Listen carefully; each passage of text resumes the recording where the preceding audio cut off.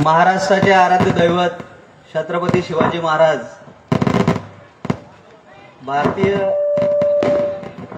भारतीय घटनेचे शिल्पकार डॉक्टर बाबासाहेब आंबेडकर, सावित्रीबाई फुले यांना वंदन करून मी माझे 2 शब्द बोलतोय. तुमचे आमचे नेते माननीय राजसाहेब ठाकरे अनेक दिवसापासून अनेक ठिकाणी मुंबईमध्ये मोठमोठ्या एरियांमध्ये फार सभा चालू आहेत आपल्या सध्या. पण सभेमध्ये प्रत्येक वेळेस साहेब एवढं ओरडून ओरडून सांगतायत, सगळ्या गोष्टी जीव तोडून सांगतायत, पण त्या गोष्टींकडे पब्लिकचं लक्ष कितपत आहे? पब्लिक फक्त सध्या काय विचार करते, हा पक्ष कोणता, या पक्षाचे उमेदवार कोणते, इकडून तिकडे कोण उडी मारते. गेल्या 18 वर्षामध्ये राजसाहेबांनी एकच पक्ष चालवला, महाराष्ट्र नवनिर्माण सेना.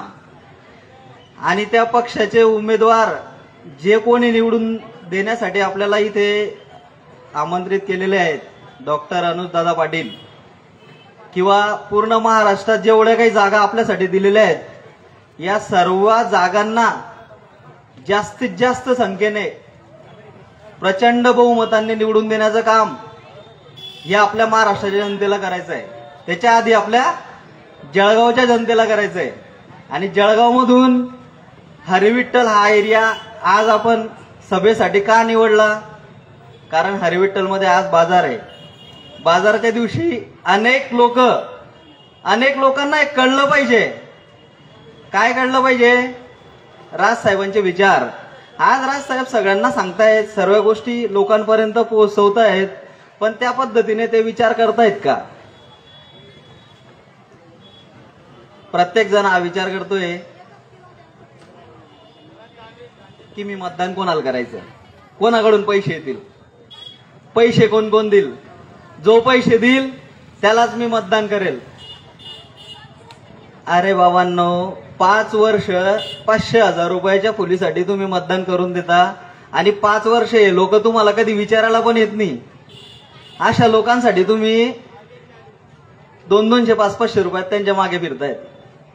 राजसाहेबांचे विचार, राजसाहेबांचं धोरण, राजसाहेबांचं महाराष्ट्राबद्दल जे व्यक्तिमत्व आहे, अनेक गोष्टींचे त्यांच्याकडे जे नियोजन आहेत, त्यांच्यावर विचार करा तुम्ही. गड किल्ल्यांबद्दल कोणी बोलतं का? फक्त साहेब घेतात हा विषय. कोणालाच पडलेलं नाहीये. एखादं स्मारक उभं करून द्यायचं, किती दिवस टिकेल त्याची काही गॅरंटी नाहीये.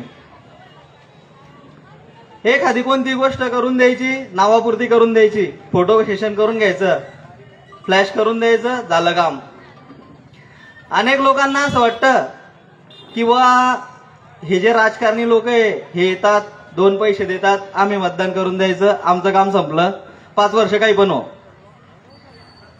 राजसाहेबांनी एवढा सुशिक्षित आणि उत्तम उमेदवार निवडून दिलेला आहे जळगावसाठी. आता या व्यक्तीला जर तुम्ही निवडून दिलं तर सुशिक्षित वर्ग, रोजगार, MIDC, अनेक प्रश्न आहेत ज्यांच्यावर बोलायला गेलो तर 2 तास अपूर्ण आहेत.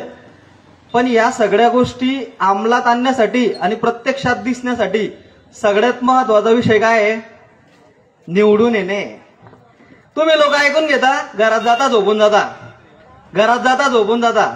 मला काय करायचंय? प्रत्येक सुशिक्षित माणूस हाच जर विचार करेल मला काय करायचं आहे, आणि अनाडी माणूस तिथे मागे मागे फिरत राहतो एखादा व्यक्तीला त्याचं नॉलेज नाही, तो काय करतोय त्याचा विचार नाही, अनेक गोष्टींचा त्याचा विचार नाही. आता राजसाहेबांनी ठरवलंय जे सुशिक्षित, जेवढा काही वर्ग आहे, सुशिक्षित वर्गाला पुढे न्यायचा. सुशिक्षित वर्गाला मनसेमध्ये अनेक ठिकाणी जे आहे ना, सुशिक्षित वर्गाला जास्त करून जागा दिल्या गेलेल्या आहेत सध्या. आणि त्या जागा देण्याचं धोरण एकच की अनेक लोक फक्त उमेदवारी लढून घेता, पक्षात निवडून येता, निवडून आल्यानंतर 5 वर्ष गायब.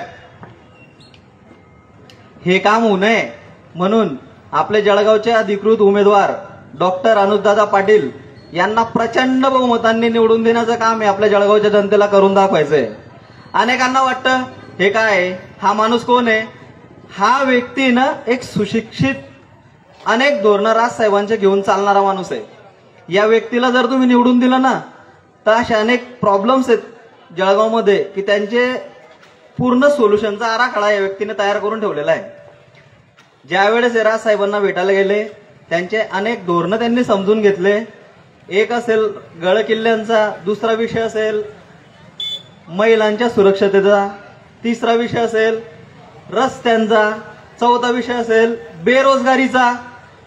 अरे असे किती मुद्दे आहेत की जे मी बोलत बसलो तर 2 तास लागतील.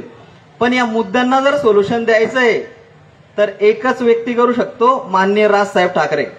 आणि ठाकरे साहेबांच्या वारसेतून हा एक व्यक्तिमत्व असं आहे की ते खरोखर त्या सर्व तत्वांवर चालतंय जे बाळासाहेबांचे विचार होते.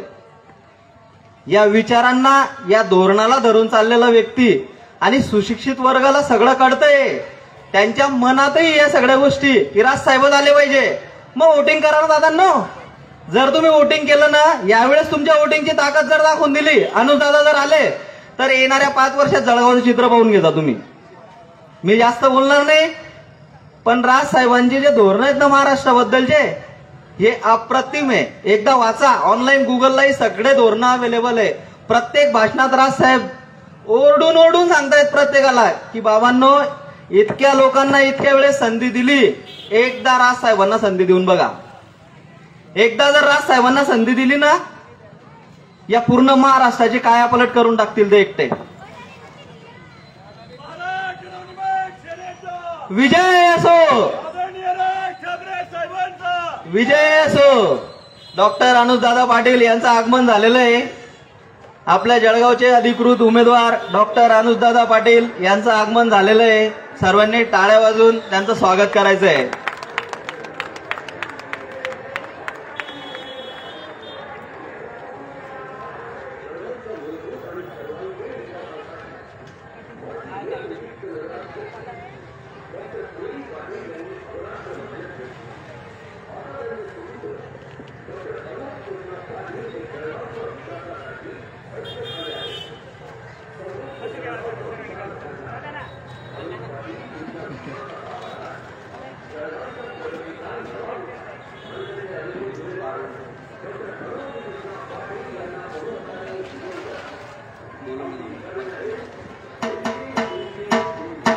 महाराष्ट्र नवनिर्माण सेनेचे अधिकृत उमेदवार डॉक्टर अनुजदादा पाटील यांचं या ठिकाणी आगमन झालेलं आहे. तरी समस्त मतदार बंधू आणि भगिनींनो, हरिविठ्ठल नगर मधील सर्व मतदार बंधू आणि भगिनींनो या ठिकाणी कॉर्नर सभेसाठी उपस्थित राहायचं आहे. जितू दादा यांना विनंती करतो की त्यांनी कंटिन्यू करायचं.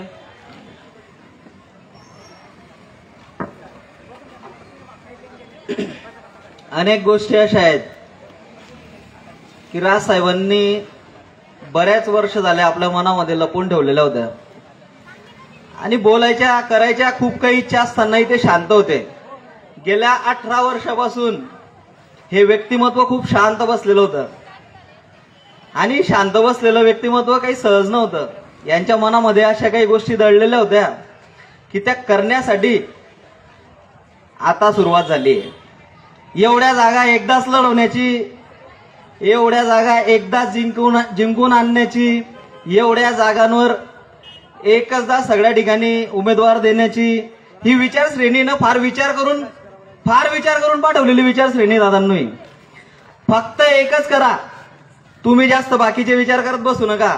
राजसाहेबांनी ज्या ठिकाणी उमेदवार नेमून दिलेले आहेत, डॉक्टर अनुजदादा पाटील आपल्या जळगाव जिल्ह्यासाठी नेमून दिलेले आहेत, तर या उमेदवारांना मेन जळगाव जिल्ह्यासाठी डॉक्टर अनुजदादांना निवडून देण्याची जबाबदारी फक्त जळगाव जिल्ह्याच्या, जळगाव शहराच्या, विशेष करून आज हरिविठ्ठलमध्ये आम्ही हरिविठ्ठलच्या प्रत्येक व्यक्तीची जबाबदारी आहे की वोटिंग तुम्ही पैसे कोणाकडूनही घ्या, कितीही घ्या, कोणी तुम्हाला लालसा देईल, कोणी तुम्हाला कुठलेही आश्वासन देईल, सगळे ऐकून घ्या.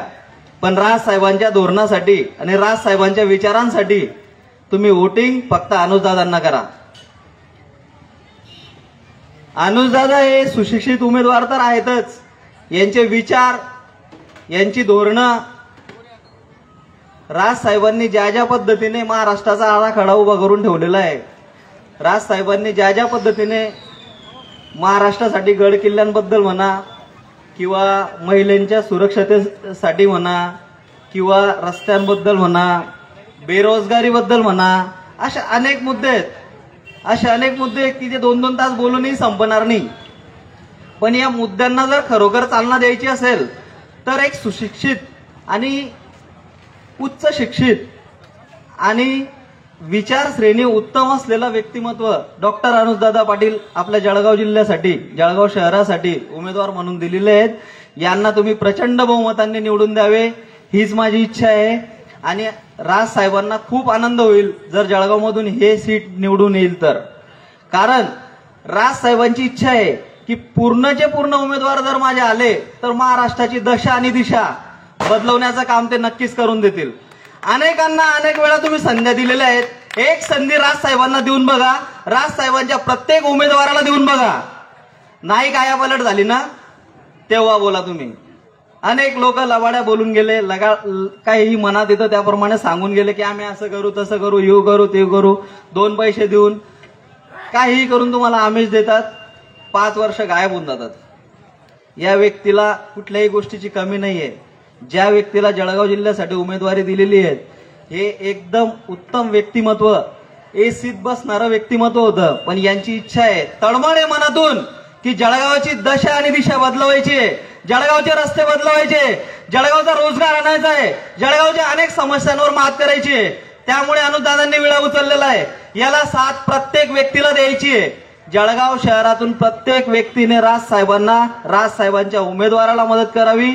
यावेळेस वोटिंग महाराष्ट्र नवनिर्माण सेनेला 1 नंबर बटन दाबून डॉक्टर अनुजदादांना इंजिन या चिन्हावर बटन दाबून निवडून द्यायचं आहे. एवढं बोलून माझे 2 शब्द संपवतो. जय हिंद, जय महाराष्ट्र. धन्यवाद जितू दादा. यानंतर मी ललित बंटी उर्फ शर्मा यांना विनंती करतो की त्यांनी आपलं मनोगत व्यक्त करायचं आहे.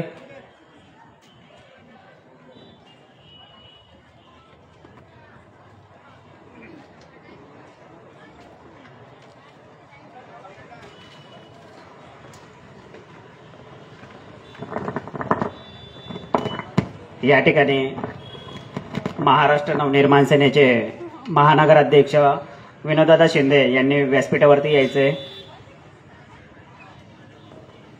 विनोददादासाठी टाळ्या होऊ द्या. महाराष्ट्राची बुलंद तोफ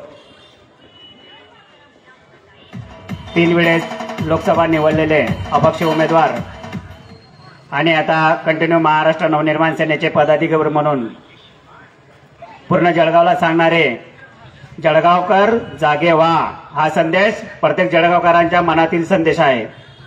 असे आमचे महाराष्ट्र नवनिर्माण सेनेचे पदाधिकारी ललितदादा शर्मा यांनी आपले मनोगत व्यक्त करायचे.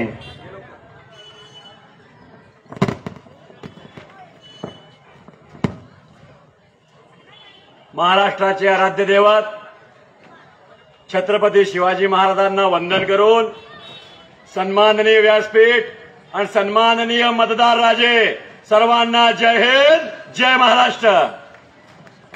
जळगाव जिल्ह्याची परिस्थिती आणि मुख्यतः जळगाव शहराची परिस्थिती कोणापासून लपलेली नाही. अनेक प्रकारची नरक यातना जळगावचे नागरिक अनेक वर्षापासून भोगत आहे. खड्ड्यांचा आनंद घेत आहे. गटारींची परिस्थिती खराब आहे. गटारींची परिस्थिती बघत आहे. जळगाव शहर पूर्णपणे अनेक समस्येने ग्रस्त आहे. जळगाव शहराला यावेळेस डॉक्टर अनुज पाटील रूपाने एक चांगले डॉक्टर मिळाले आहे जे जळगाव शहराला जळगावच्या समस्येतून मुक्त करतील. जळगावकरांनो, ही संधी आदरणीय राजसाहेब ठाकरेंनी आम्ही जळगावकरांना दिलेली आहे. जे जळगावचे नागरिक आज इथे उपस्थित आहे आणि जे मायबाप जनता, आमची काकू मावशी सर्व जे घरामध्ये बसलेले आहे त्या सर्वांनाही मी विनंती करतो, यावेळेस आपलं अमूल्य मतदान अनुक्रमांक 1 निशाणी रेल्वे इंजिन याला आपलं अमूल्य मतदान देऊन भरघोस मतांनी जळगाव शहरातून डॉक्टर अनुज पाटील यांना विजयी करा. आज जी संधी आज आपण जळगावकरांना आलेली आहे त्या संधीला गमावू नका. जळगाव शहर अनेक समस्येने ग्रस्त आहे. निश्चित तुमच्याकडे उमेदवार कोणते ना कोणते येतील, कोणत्या ना कोणत्या रूपाने मोठे मोठे आमिष पण देतील, पण कोणत्याही आमिषाला बळी पडू नका. खासदार असो की आमदार हा जनतेचा सेवक असतो. डॉक्टर अनुज पाटील 5 वर्ष जनसेवेला तुमच्या सेवकच्या रूपाने समर्पित राहतील. आज उच्च शिक्षित एक चांगला उमेदवार जळगाव शहराला लाभलेला आहे. ही संधी मी पुनश्च सांगतो, आम्ही सर्वांना गमावता कामा नये. आज जळगाव शहरामध्ये बेरोजगारी मोठ्या प्रमाणाने वाढलेली आहे. आज जळगाव शहरामध्ये उद्योग पत्ता नाही, बेरोजगारांना रोजगार नाही.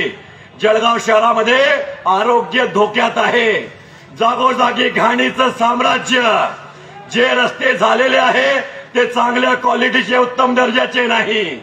जळगाव शहर पूर्णपणे समस्येने ग्रासलेलं आहे. आदरणीय राजसाहेब ठाकरेंनी जळगाव शहरामध्ये एक चांगला योग्य उमेदवार दिलेला आहे. या संधीला मी पुनश्च सांगतो, गमावू नका. आपलं भरघोस मतदान, आपलं अनमोल मतदान आदरणीय अनुज पाटील अनुक्रमांक 111 लक्षात ठेवा. येणाऱ्या वेळेमध्ये आमच्या पिढीला काही चांगलं द्यावं लागेल. आम्ही कोणत्याही रूपाने आमिषाला बळी पडलो तर निश्चित तुमचं तोंड बंद जाऊन जाईल पूर्णपणे. तुम्ही बोलता राहणार नाही. तुम्ही काही बोलायला गेले तर समोरचा सांगेल का रे भाऊ तुझं पण नाव आहे. यासाठी मी जळगावकरांना विनंती करतो, हा आलेला सोन्याची संधी ही आम्हाला करावी लागेल. या संधीचा आम्हाला निश्चितच फायदा घ्यावा लागेल. एक चांगला उमेदवार आहे हो, बघून घ्या, लागलाच तर पूर्ण माहिती घेऊन घ्या. डॉक्टर अनुज पाटील यांचे पुण्य पिताश्री डॉक्टर के.डी. पाटील जे जळगावचे लोकनियुक्त नगराध्यक्ष होते, त्यांनीही जळगाव शहरासाठी खूप काही झिजलवलं आहे. खूप निस्वार्थ जनसेवा केलेली आहे. ही संधी, ही परंपरा डॉक्टर अनुज पाटील सांभाळत आहे. तर मी हीच विनंती करतो जळगावच्या नागरिकांना, महाराष्ट्र नवनिर्माण सेनेच्या पुनश्च सांगतो, 1 number railway engine doctor Anuj Patil यांना भरघोस मतदान द्या. हे सांगून मी थांबतो. जळगावकर जागा हो, गड्ड्यांपासून मुक्तता घे.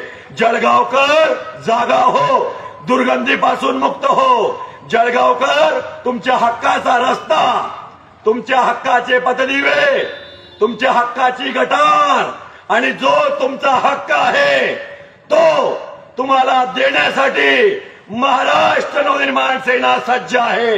या आम्हाला साथ द्या. जय हिंद, जय महाराष्ट्र. धन्यवाद ललित दादा.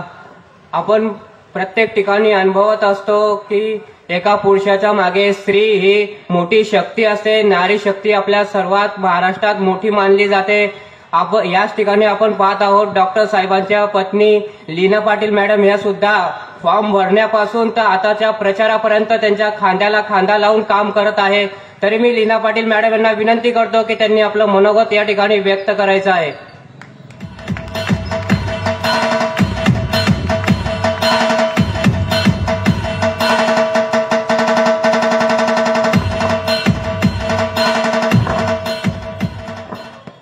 नमस्कार. एक सुखासुखी आयुष्य चालू होतं.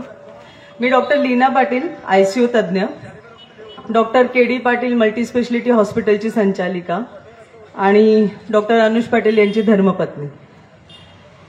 माझे एकच मत आहे, आमच्या दोघांचंही बालपण हे जळगावमध्येच गेलं. मी नंदिनीबाईमध्ये माझं शिक्षण झालं.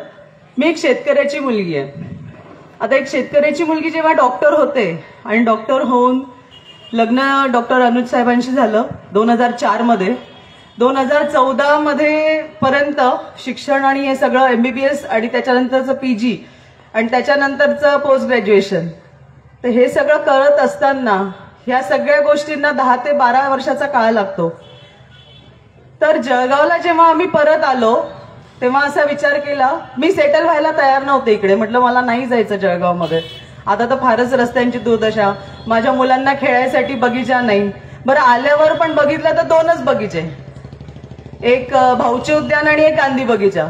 मग मी न्यायची मुलांना तर खूप गर्दी असायची. मग हे ऑर्थोपेडिक सर्जन आहेत, मग मला म्हणायचे की नाही त्याचा हात तुटेल, त्याचं हे तुटेल. म्हटलं अहो असं कसं चालेल, माझ्या मुलांचं बालपण राहून जाईल ना 2. तर मी जबरदस्ती न्यायची. मग मी संडेला सकाळी 9 वाजता न्यायला लागली.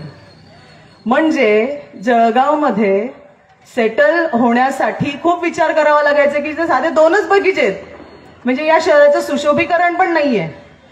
मी तुम्हाला एक गोष्ट सांगू इच्छिते की जळगाव हे काही काळामध्ये रिटायर लोकांचं शहर होणार आहे.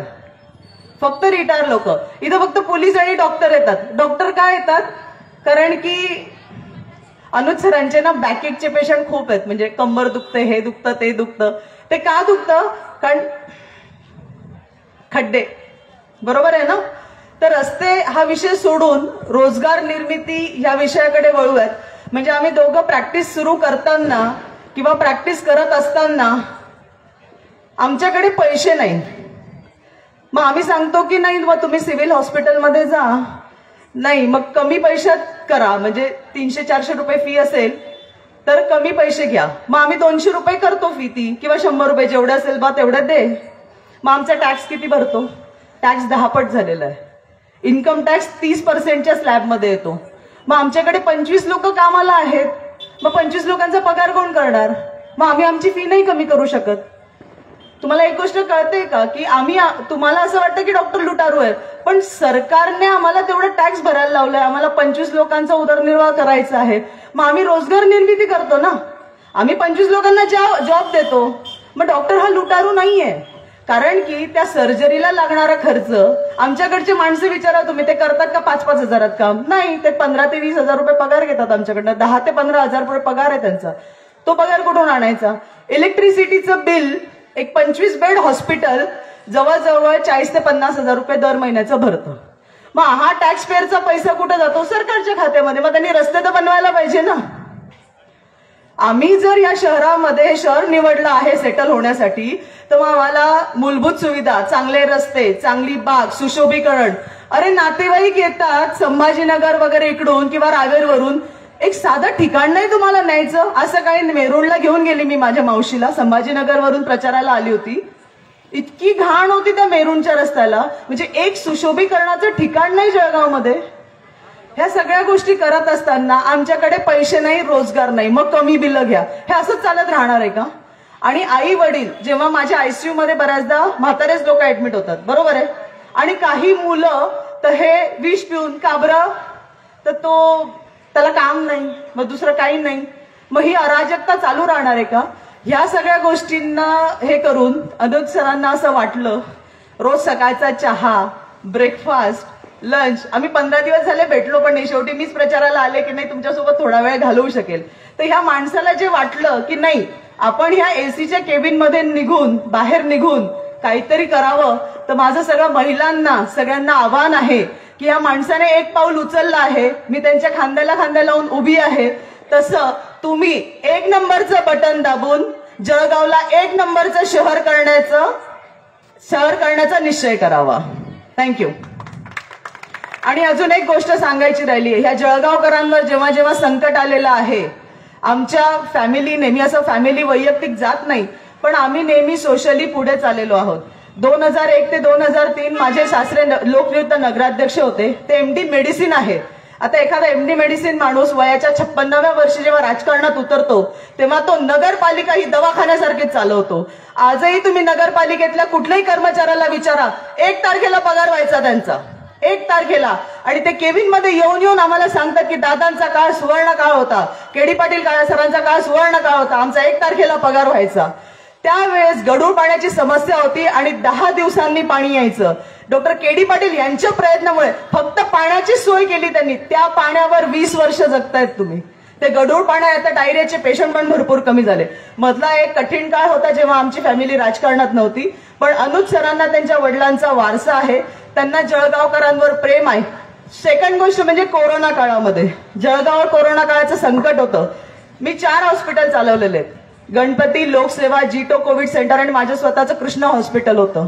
माझ्या सासऱ्यांनी तेव्हा मला एकच सांगितलं की पहिल्या वेळेमध्ये हॉस्पिटल काढू नको, तुझं नॉलेज आहे टास्क फोर्स मध्ये जा आणि लोकांचं ट्रेनिंग घे. व्हेंटिलेटरची ट्रेनिंग घेतलेत आम्ही सिव्हिल हॉस्पिटलमध्ये जाऊन, कारण की तेव्हा सेवेची गरज होती. स्वतःचं एक हॉस्पिटल काढून बसले असते तर 50 ते 100 पेशंट ठीक केले असते, पण 4 हॉस्पिटलला राऊंड घेतल्यामुळे एका वेळेस 400 ते 500 पेशंट ट्रीट करून घेतले. तर पैशांचा विचार न करता आम्ही नेहमी सेवाभावी हे करतोय. आता 10 वर्ष झाले जळगावकरांवर एवढं संकट आलेलं की त्याच्यातून निघतच नाहीयेत. सत्ताधारी लोक जे आहेत त्यांनी जळगावला 10 वर्ष आपण देऊन पण त्यांनी काहीच केलेलं नाही. त्याच्यामुळे अनुज सरांना असं वाटलं, राजसाहेबांच्या विचारांनी ते प्रेरित झाले आणि आम्ही पण त्यांच्यासोबत साथ दिली आणि त्यांना तुम्ही भरघोस मतांनी निवडून द्या अशी मी तुमच्याकडून अपेक्षा करते. जय हिंद, जय महाराष्ट्र. धन्यवाद लीना मॅडम. यानंतर मी आमंत्रित करतो शेतकरी संघटनेचे जिल्हाध्यक्ष अविनाश पाटील यांना की त्यांनी आपलं मनोगत व्यक्त करायचं आहे.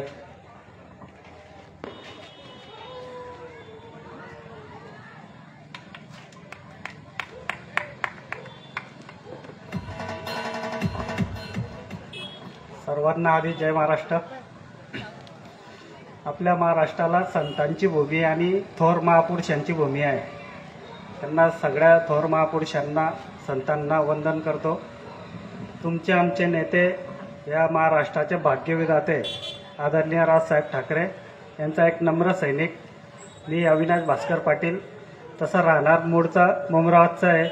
माझंही बालपण जे आहे ते शेतकरी कुटुंबात गेलेलं आहे आणि ज्या वेळेस शहरामध्ये आलो त्यावेळेसपासूनच शहराच्या समस्येपासून काही वंचितच राहिलेलो आहे आपण. आपल्या जळगाव शहराचे अधिकृत उमेदवार डॉक्टर अनुज पाटील आणि उपस्थित असलेले माझे सर्व सहकारी मित्र, जळगाव शहराचे शहराध्यक्ष विनोद भाऊ शिंदे आणि या सभेचं प्रमुख वक्ते म्हणून असलेले आमचे माजी आमदार, पक्षाचे नेते आदरणीय जयप्रकाश बाविस्कर साहेब, जिल्हाध्यक्ष जमीलभाई देशपांडे. खरं आज शहरामध्ये बऱ्यापैकी आपल्या लाडक्या आमदारांचे बॅनर लागलेले आहे. काय आमदारांच्या त्या बॅनरमध्ये कोणाला सांगता येईल? दशकाचा अनुभव. एखाद्या आमदाराने असे बॅनर लावले, दशकाचा अनुभव. म्हणजे किती अनुभव? तुमच्यापेक्षा जास्त अनुभव या जनतेने घेतलेला आहे आणि तुम्हाला जो अनुभव आलेला असेल तो चांगला असेल, कारण की तुमचे जे व्यवसाय होते ते चांगल्या पद्धतीने तुम्हाला राबवता आले, कारण त्या पदामुळेच तुम्हाला तुमचे व्यवसाय वाढवता आले. पण आमचा अनुभव तरी वाईटच आहे, कारण आम्ही 10 वर्षापूर्वी जो विचार केला होता, ज्या 45 वर्ष ज्या व्यक्तीने सत्ता शहरातली भोगलेली आहे, त्या 45 वर्षाच्या कार्यकाळामध्ये आम्हाला जो रोजगार पाहिजे होता किंवा ज्या सुखसुविधा पाहिजे त्या प्रमाणात आम्हाला मिळाल्या नाही. मोजक्या लोकांना उद्योग व्यवसायामध्ये प्रगती करता आली, आम्हाला चांगले रोजगार उपलब्ध झाले नाही. मी पण एक स्वतः गेल्या 10 वर्ष माझं MIDC मध्ये मी चटाई वर्कर होतो, चटाई कंपनीमध्ये लूम ऑपरेटर होतो. बघितलंय 12 घंटे ड्युटी करायचो. 12 घंट्यानंतर घरात आल्यानंतर असं वाटायचं नाही की कोणाशी बोलायचं किंवा कोणाशी काहीतरी आपण भेटायला जायचं, कारण ही परिस्थिती आपल्या MIDCची. आपल्या MIDC मध्ये ठिबक, चटई आणि पाईप या कंपन्या व्यतिरिक्त पाहिजे तसे त्या चांगल्या पद्धतीने उद्योग नाही आहे आणि आमच्यासारख्या बेरोजगारांना तो बिलकुल तिथं संधीच नव्हती, कारण की शिक्षण कमी असताना चांगले जॉब लागणं हा विषयच नव्हता. मी परिस्थिती खराब असल्यामुळे शिक्षण 10 वर्षानंतर घेतलं होतं.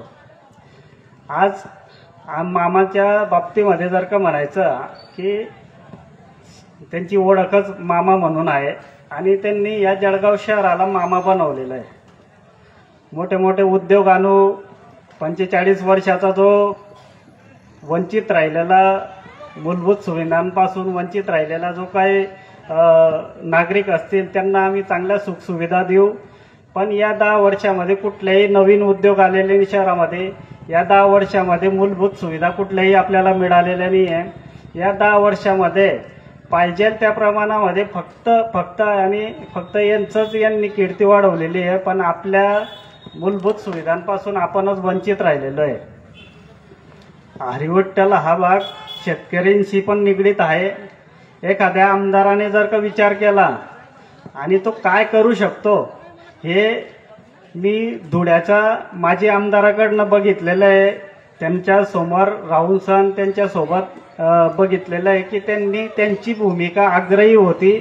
त्यांनी सुरत बायपास हा आग्रही भूमिकेतून पास करून घेतलेला होता. आपल्या आमदारांनी काय केलं? आपल्या आमदारांनी शहरातला जो फोरवेचा विषय होता तो आपल्या आमदारांनी चांगल्या पद्धतीने जर का त्याच्यावर विचार केला असता तर आपल्या अजिंठा चौफुली, इच्छादेवी चौफुली, आकाशवाणी चौफुली या तिघही ठिकाणी सर्कल बनवण्यात आले. त्या सर्कल बनवण्यापासून तर आतापर्यंत बऱ्याच मोठ्या प्रमाणात अपघात झालेले आहेत. आज या अपघातामध्ये जे मृत्युमुखी पडलेले लोक आहेत त्यात बऱ्याच प्रमाणामध्ये युवा वर्ग आहे.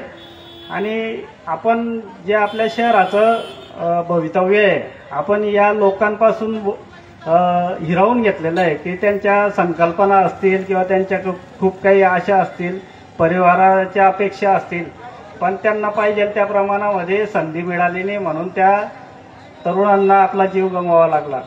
आज आपल्या खूप मोठा वर्ग जो आहे, आता इकडचा मला माहीत नाही, पण आमचं अयोध्यानगर जो परिसर आहे त्या परिसरामधल्या बरेच तरुण जे आहेत ते पुणे, मुंबई, नाशिक या ठिकाणी सेटल झालेले आहे. आणि या ठिकाणी जे तरुण सेटल झाले तर त्यांचं एकच विचार राहायचा की बुवा मला इथं रोजगार पाहिजे त्या प्रमाणात नाही आहे आणि पाहिजे त्या प्रमाणामध्ये आमचा पगार पण नाही आहे. त्याच्यामुळे हे तरुण वर्ग जो आहे तो आपलं जळगाव शहर सोडून सण इतर शहरामध्ये जातोय. आणि आज त्या तरुण वर्ग ज्या वेळेस आपलं गाव सोडतो त्यावेळेस त्या परिवारावर आणि त्याच्यावर काय परिस्थिती निर्माण होत असेल हे त्यालाच माहिती. कारण की ज्या परिवारापासून एखादा मुलगा आपण शिक्षणासाठी पाठवतो किंवा एखाद्या रोजगारासाठी पाठवतो तर त्या परिवारालाच माहिती की त्या परिवाराला काय दुःख होतं.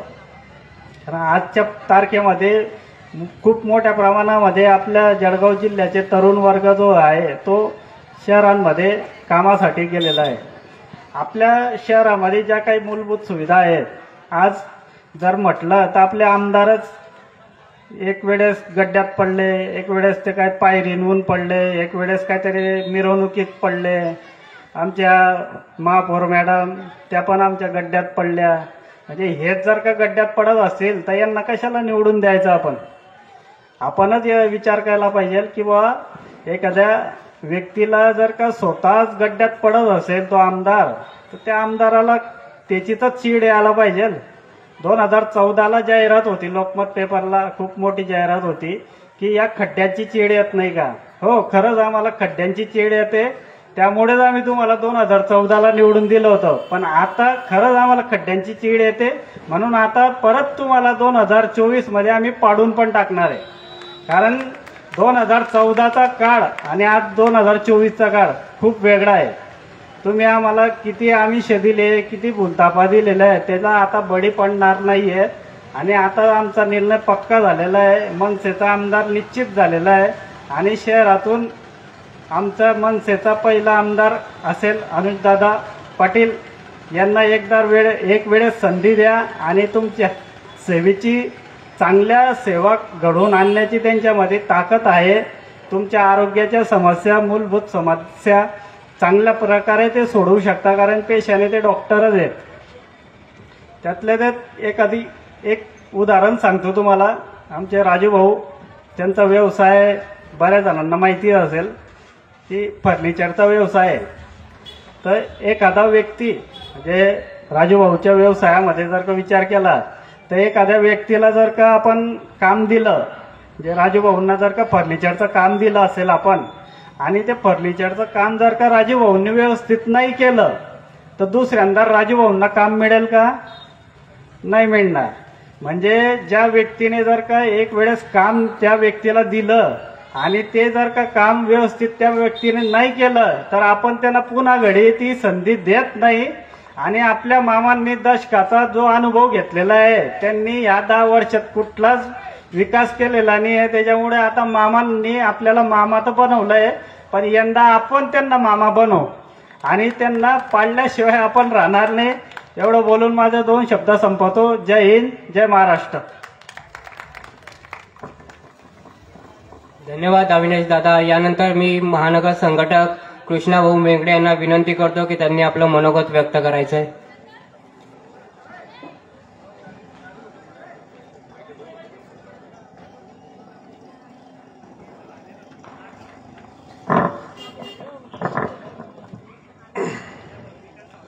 छत्रपती शिवाजी महाराज की.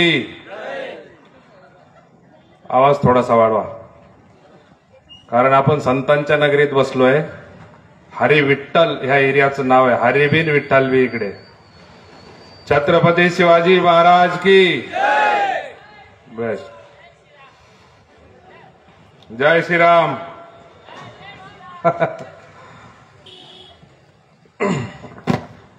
स्वराज्याचे संस्थापक छत्रपती शिवाजी महाराज,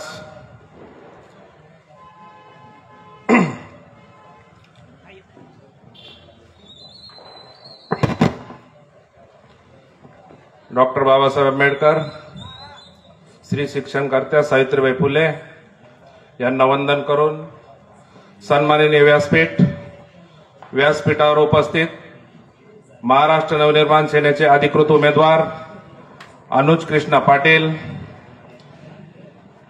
महाराष्ट्र नवनिर्माण सेनेचे शहर अध्यक्ष विनोद भाऊ शिंदे आणि जळगावकर जागे व्हा म्हणून सांगणारे आमचे ललित बंटी उर्फ शर्मा 3 वेळा खासदार झालेत बरं का. ते 4थ्या वेळेस नक्की करू ललित भाऊ तुम्हाला आम्ही खासदार.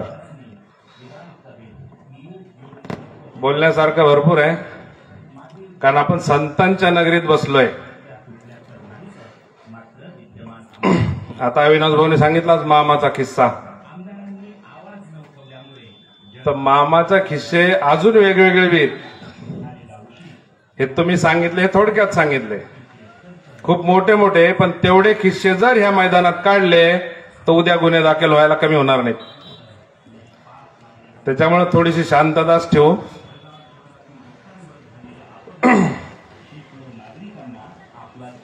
आपल्या जळगाव शहरामध्ये औरंगाबाद रस्ता, छत्रपती संभाजीनगर, आमच्या पक्षाचे नेते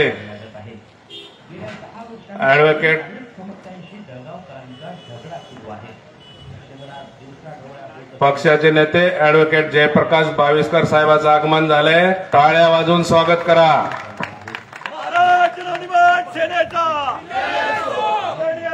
त्यांच्यासोबत खानदेशाची बुलंद तोप आणि लाडके जिल्हाध्यक्ष जमीलभाई देशपांडे, त्यांच्यासाठी एक बार जोरदार टाळ्या उद्या.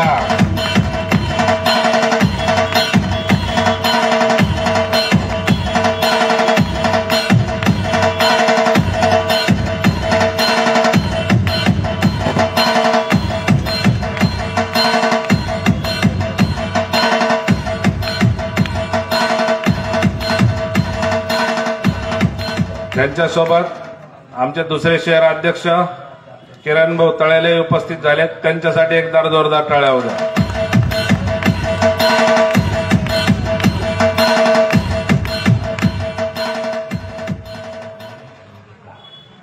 तर आपला नॅशनल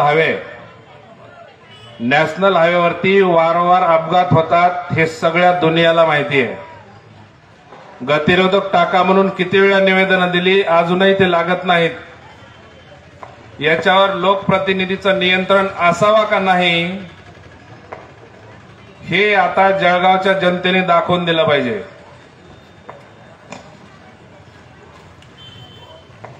आपल्या हरिविठ्ठल परिसरामध्ये आता काही मेन रक्तवाहिन्या झाल्यात. रक्तवाहिन्या म्हणजे मेन रस्ते आता झालेत बरं. मागच्या परिसरात आम्ही सकाळी डॉक्टर साहेबांसोबत प्रचार रॅलीत फिरत होते. त्या गटारामध्ये नळे टाकलेले नव्हते आणि त्याच्यावर रस्ते बी नव्हते. आम्ही त्या चिखलातून उड्या मारून जात होते, ह्या गटारावर त्या गटारावर, पण प्रचारच केला. पूर्ण हरिविठ्ठलच आज फिरले आम्ही.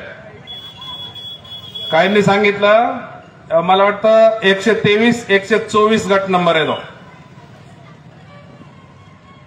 छत्रपती नगर कॉलनीचं नाव काय? छत्रपती नगर. छत्रपती नगर मध्येच जळगावात रस्ते नाहीत, म्हणजे याच्यापेक्षा दुर्दैव अजून काय. तर हरिविठ्ठलच्या लोकांनी आता तय करा, चेहरा बदलण्याची खूप मोठी संधी तुमच्या समोर आलेली आहे, ही गमवू नका, ही हरिविठ्ठलच्या लोकांना मी विनंती करतो. दुसरा विषय, काँग्रेसचे अध्यक्ष नाही माजी अध्यक्ष राहुल गांधी, त्यांच्या पक्षाच्या खासदार वर्षा गायकवाड, त्या वर्षा गायकवाडांनी परवा त्यांच्या सभेमध्ये त्यांना शिवरायांची मूर्ती भेट म्हणून देण्यास पुढे केली होती. त्यांनी ती न स्वीकारता चेहरा फिरून घेतला होता. हे राजसाहेबांनी विक्रोळच्या भाषणातून सांगून दिलं आणि ते चित्रफित दाखवली. ज्या वेळेस महाराजांची मूर्ती तुम्हाला चालत नाही, तुम्ही महाराष्ट्रात फिरताच कसे, हा सगळ्यात मोठा प्रश्न आहे. आणि काँग्रेस पुरस्कृत उमेदवाराला तुम्ही जळगावात मतदान करणार आहात का, हा हरिविठ्ठलकरांना प्रश्न आहे माझा. शिवाजी महाराज चालत नाहीत तुम्हाला, मग चालतं कोण? जर महाराष्ट्रात फिरता आणि महाराष्ट्रात शिवाजी महाराज तुम्हाला चालत नाहीत, स्वराज्याचे संस्थापक असलेली व्यक्ती तुम्ही नाकारता, आणि अशा काँग्रेसच्या पुरस्कृत उमेदवाराला तुम्ही खरंच मतदान करू नका, ही तुम्हाला कळकळीची विनंती आहे. ज्यांना शिवाजी महाराज चालत नाहीत त्यांना आपण नाकारा. तसेच एक मुंबईमधले अरविंद सावंतांनी सांगितलं होतं, शिंदे गटाचे उमेदवार भायखळ्याचे महिला उमेदवार आहे, त्या महिला उमेदवाराला अरविंद सावंतांनी सांगितलं की इम्पोर्टेड माल आहे म्हणे, इम्पोर्टेड. तर उबाटा गटाचे एवढे मोठा नेता अरविंद सावंत हे महिलाविषयी असा आदर करतो, आणि अशा उमेदवाराला तुम्ही निवडून देणार आहेत का? इम्पोर्टेड माल म्हणतात, महिलांचा असा आदर करतात. उद्धव ठाकरे किती ओरडू सांगतायत, असं झालं तसं झालं, पण खरं तर ठाकरेचा वारसा ओरिजिनल चालवणारे म्हणजे हे राजसाहेब ठाकरेच. हे जनतेने आता लक्षात घेतलं पाहिजे की इम्पोर्टेड माल म्हणतात, काही वाटतच बी नाही त्यांना. आणि त्यावेळेस सुषमा अंधारे कुठं होत्या, हा सगळ्यात मोठा प्रश्न आहे. प्रत्येक वेळेस सुषमा अंधारे काही झालं, आता काल परवा त्यांनी काहीतरी उत्तर दिली राजसाहेबांना की हे ते, अरे ज्या तुम्ही महिला नेते आहात ना, तुमच्या महिला नेत्यावर तुमचा एक वरिष्ठ नेता एवढी गलिच्छ भाषांनी टीका करतो आणि तुम्ही शांत बसतात. त्या रुपाली चाकणकरांनी त्यांना उत्तर दिलं होतं, त्या महिला आयोगाच्या अध्यक्ष आहेत, आणि तुमचा नेता असं बोलतो.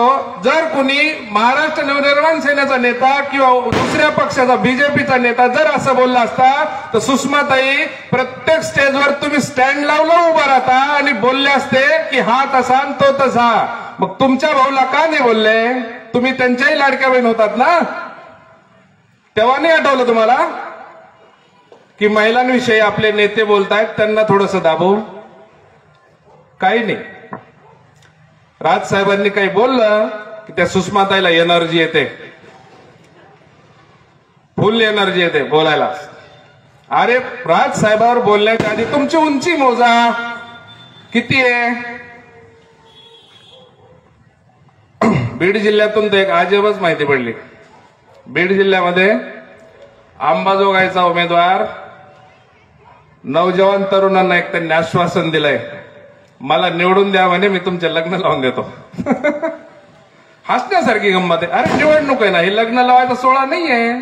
लग्न सराईवारी 15 दिवस दूर आहे अजून. म्हणजे निवडणुकीच्या निमित्त अनेक नाटकासारखे किस्से ऐकायला भेटतात. तमाशा फड सारखं झाले, तमाशा फड. राजकारण हे तमाशा फड सारखं करून टाकलं ह्या विरोधी पक्षांनी. आता जळगावमध्ये बदल हवाय ना, तर एज्युकेटेड उमेदवार आपल्याला दिलेलाच आहे राजसाहेबांनी. डॉक्टर अनुज कृष्णा पाटील, त्यांना राजकारणाचा अनुभव आहेच. त्यांचे वडील लोकनियुक्त नगराध्यक्ष होते. तर आपण त्यांना नक्की संधी द्या. दुसरी गोष्ट,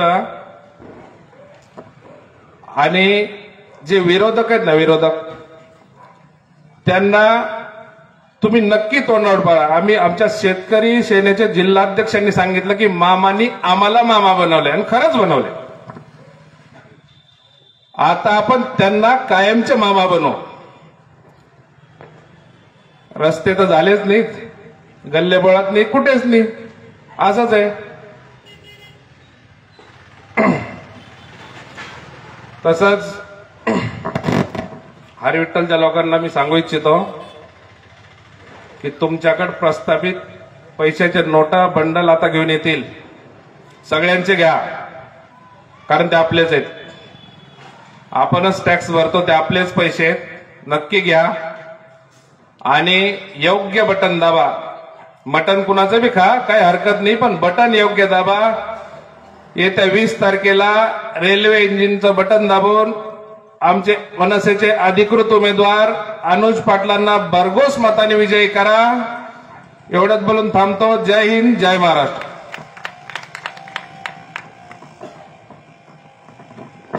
धन्यवाद कृष्णा भाऊ. यानंतर मी महाराष्ट्र नवनिर्माण सेना विद्यार्थी सेनेचे जिल्हाध्यक्ष योगेश पाटील यांना विनंती करतो की त्यांनी आपलं मनोगत व्यक्त करायचं आहे.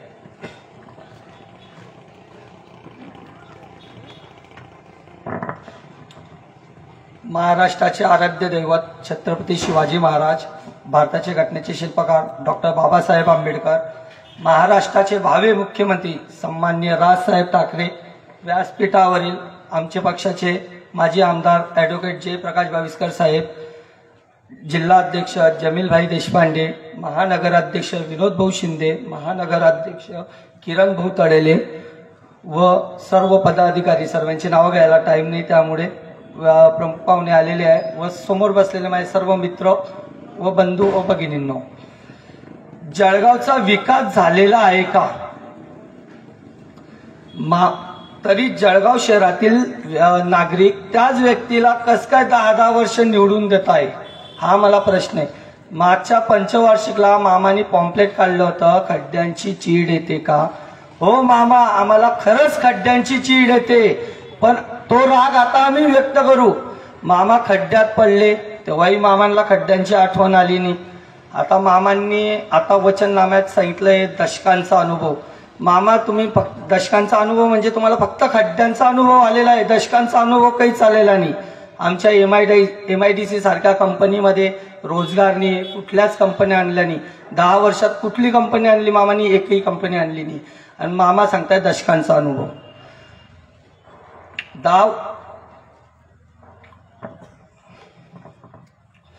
आपल्या इथे रस्ते बनल्यानंतर तिथल्या लोकांना आठवतं इथून पाईपच गेला नाहीये. रस्ते बनल्यानंतर आठवतं. म्हणजे रस्ते बनायच्या आधी का प्रशासन झोपलेलं राहतं?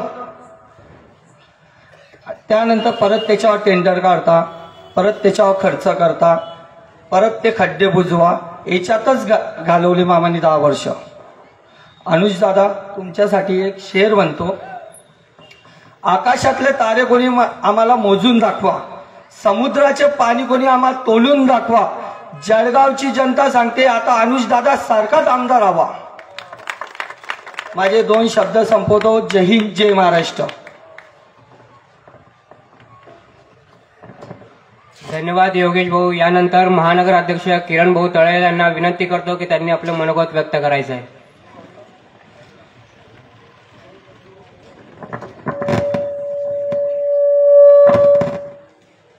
वीरपुरुष छत्रपती शिवाजी महाराज, भारतीय घटनेचे शिल्पकार डॉक्टर बाबासाहेब आंबेडकर, श्री शिक्षण पुरस्कर्त्या सावित्रीबाई फुले, तसेच तुमचे आमचे नेते, उद्याच्या महाराष्ट्राचे भाग्यविधाते सन्माननीय राजसाहेब ठाकरे, मंचावर उपस्थित पक्षाचे नेते सन्माननीय जयप्रकाश भाविस्कर साहेब, खानदेशची मुलूक मैदान तोप जमीलभाई देशपांडे, तसेच माझे मित्र, माझे सहकारी महानगर अध्यक्ष विनोद भाऊ शिंदे, जळगाव शहराचे मनसेचे अधिकृत उमेदवार डॉक्टर अनुज कृष्णा पाटील, तसेच पक्षाचे माझे सर्व सहकारी हरिविठ्ठल नगरवासीय,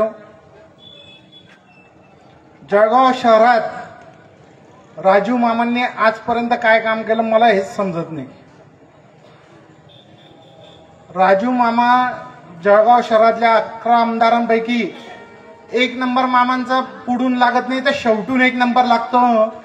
सन्मान्य आमदारांनी आमदार फंड जो असतो आपल्या प्रभागात काम करण्यासाठी, आपल्या एरियात काम करण्यासाठी, तो आमदार फंडच वापरलेला नाहीये. सगळ्यात कमी आमदार फंड वापरण्याला आपले जळगाव शहरातले आमदार आहेत.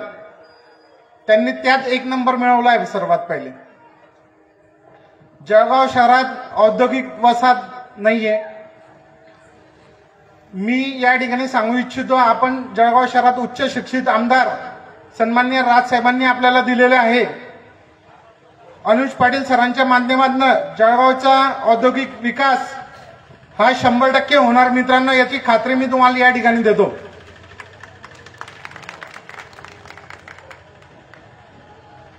औद्योगिक वसाहत सोबत जळगाव शहरातली वाढती गुन्हेगारीवर आळा बसवण्यासाठी मनसे प्रयत्नशील राहील.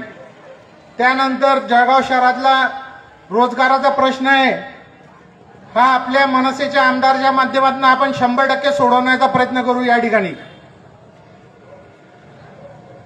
हरिविठ्ठल नगर असेल, हा जो प्रभाग आहे कोल्हेनगर, हरिविठ्ठल नगर याला लागून जो प्रभाग आहे, 2013ला याच ठिकाणी आपण सभा घेतली होती. या प्रभागातून सर्वात जास्त 4 उमेदवार आपण या ठिकाणूनच मनसेचे उमेदवार निवडून दिले होते महापालिकेसाठी. तसंच आताही आपण सर्वांकडनं हीच मला अपेक्षा आहे की महापालिकेत जसं आपण प्रभागातल्या वासियांनी मनसेवर प्रेम केलं, सन्माननीय राजसाहेबांवर जो विश्वास दाखवला, त्यानंतर तुमच्या प्रभागात जे काम मनसे सत्तेत असताना झालं, महापालिकेत जेव्हा आपला मनसेचा झेंडा होता त्यावेळेस जे काम झालं, त्याचप्रमाणे आता देखील मनसेचा जळगाव शहरात आमदार निवडून आल्यानंतर संपूर्ण जळगाव शहरात असंच काम होईल अशी मी तुम्हाला या ठिकाणी 100% ग्वाही देतो. या ठिकाणी आज आपल्या प्रभागात जळगाव शहरात आपण मूलभूत हक्कांसाठी भांडतोय. रस्ते नाहीये, गटारी नाहीये, पददिवे नाहीये. हे नगरसेवकाचं काम आहे. हे काम करण्यासाठी आमदाराला काम करावं लागतंय. आज मनसेचे आमदार आल्यानंतर जळगाव शहरात रस्ते, गटारी, वीज, रोजगार, औद्योगिक वसाहत हे सर्व प्रश्न 100% मिटतील. पुढच्या वेळेस गिरीश महाजनांनी सांगितलं होतं की जळगाव शहरात आमदारांनी जर काम केलं नाही तर पुढच्या पंचवार्षिकला मी मतं मागण्यासाठी येत नाही. त्याच गिरीश भाऊंनी सन्माननीय आमदारांना तिकीट आणून दिलं पक्षाचं. या गोष्टीचा विचार करायला हवा. आणि आपले जे उच्च शिक्षित उमेदवार सन्माननीय राजसाहेब ठाकरेंनी दिले, आपलं भाग्य असं आहे की जळगावला डॉक्टर उमेदवार दिलेला आहे. जेव्हा आम्ही सन्माननीय राजसाहेबांना भेटायला गेलो होतो आपल्या उमेदवारांना घेऊन, त्या दिवशी राजसाहेबांनी एकच वाक्यात सांगितलं, ती टॅगलाईन तुम्हाला सांगतो, आपल्याला दवावाला आमदार शहराला द्यायचा आहे, दारूवाला नाही. आपलं जळगाव शहर आयसीयू मध्ये गेलेलं आहे आणि या जळगाव शहराला जो ऑक्सिजन लागलेला आहे, जे आयसीयू मध्ये शहर गेलेलं आहे, त्यातनं आपले डॉक्टर अनुज पाटील सर हेच आपल्याला कोमातून बाहेर काढू शकतील, आपल्या जळगाव शहराला बाहेर काढू शकतील, याची मी या ठिकाणी तुम्हाला शाश्वती देतो. हे बोलून मी माझे 2 शब्द संपवतो. जय हिंद, जय महाराष्ट्र.